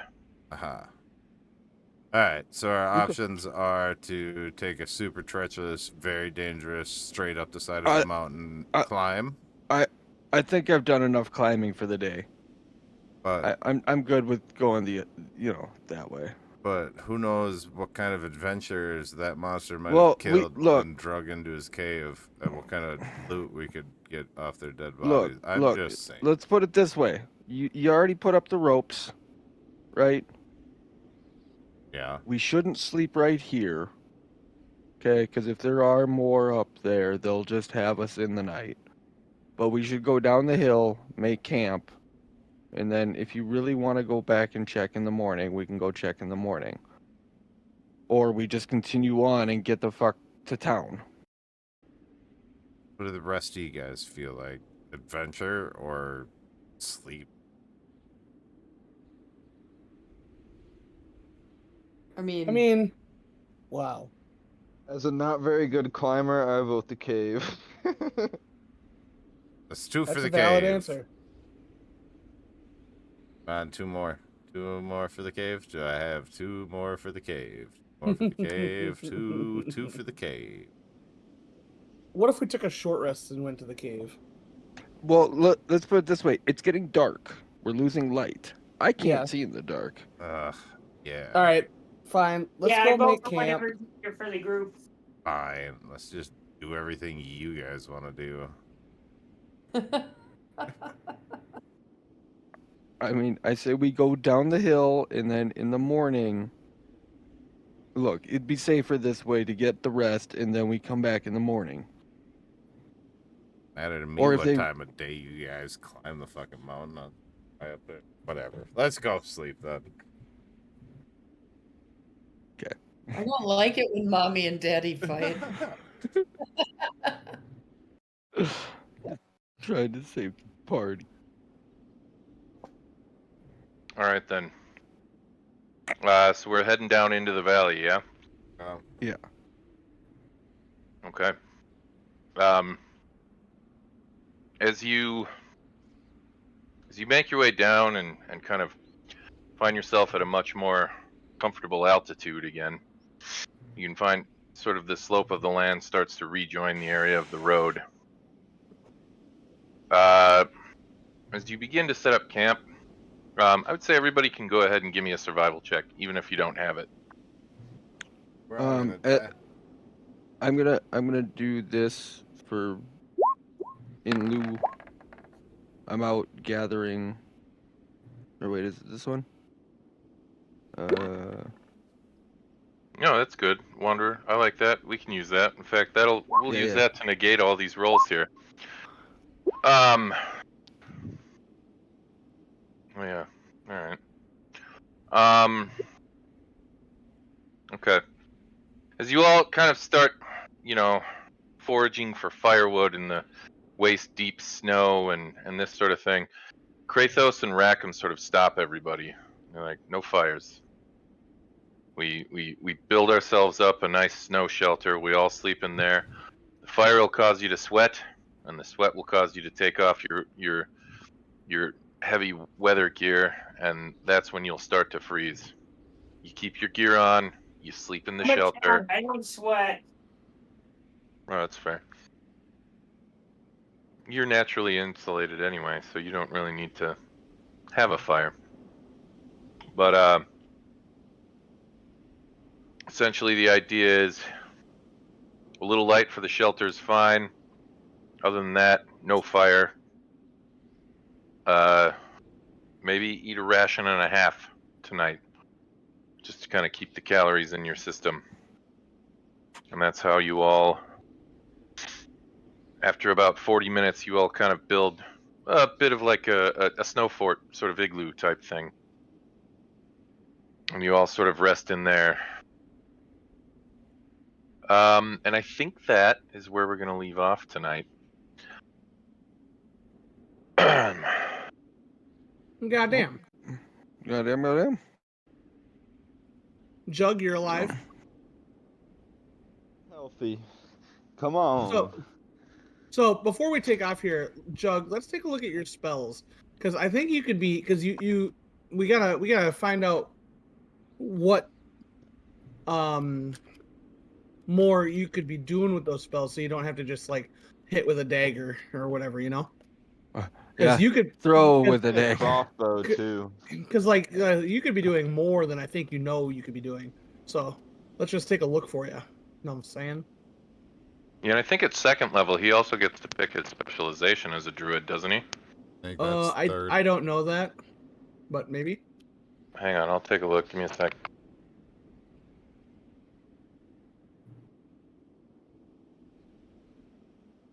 Second level, he gets wild shape. He gets his druid circle, and yeah, so he does. Oh yeah, he's got all sorts of stuff. Yeah. Yeah, I can fucking actually do something now. You should have. Yeah, you should level have- level one feels rough for everybody. Yeah, and the thing is, you Now actually my get character access to can a lot of actually cool do stuff. what yeah. Now my character can actually do what he's meant to do. Hey, Welcome you to the are. And I party. mean, I You could have already gone proved on. yourself session one to Rackham. I'll tell you that right now. You saved Rackham's life. He is indebted to you. And I could have gone on a little bit longer tonight, but I also didn't want to kick into something that got really long-winded, and there's a little bit of a hump coming up next. So, and I know, Jared, you're going to lose internet in about a little under an hour here. So Yeah. I figured this is a good spot. Plus, yeah, I think helping level Jug up makes the most sense because, Yes. Jug, you got to pick your specialization. And for a druid, that's a decision. Wait, we got another level? No. He didn't level up properly. He only got He his needed, HP. yeah, Oh, he needed help leveling up his druid level. So Yeah, we kind of passed over it on accident. That's our bad. Yeah. Circle of the Stars So- is pretty fucking It's cool. okay. depending You guys on- saw that dagger throw? It was pretty dope. We did see that dagger throw. You nailed that dagger I- throw. I watched it in a very oddly positioned view because I was paralyzed. he said, "Oh damn." Oh, Flew damn. over your head. Well, the Yeti's wang was right next to his face while he was frozen. Oh, wow. Hey, I'm tall. Okay. So, Circle of Dreams, Circle of the Shepherd, those are all in Xanathar's guides. Now, Jonah, I believe you and I Decided talked about this previously. Yes, I'm. Fuck. Yeah, Yeah, but can I find that note card though? 1 second. sorry. If I remember correctly, he wanted to go with Circle Spores. All I right, love it. I love it. Nolan's doing one of those right now. Hang on. There's Yeah, a they're Alright. there's a pretty Yeah. decent the Druid wiki is like good for all of you. You wanna make zombies, right? With your spores, and get the I don't the remember. benefit. Oh, Let me see. Yep. Druid circle, no. And just to let you guys know, you should have access to the compendium on this map. Let me. I may need to double check, make sure I'm sharing on this, but I'll find out. Give me just 1 sec here. I don't think you are. All my cool shits. I gotta write it in. Oh, really? Okay, hang on. I can fix that. Settings, let's see.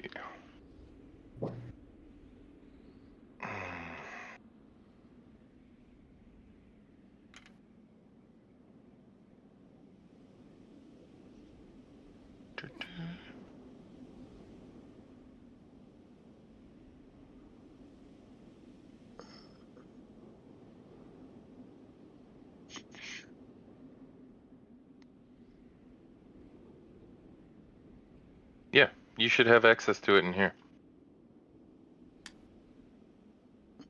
Why can't I find this?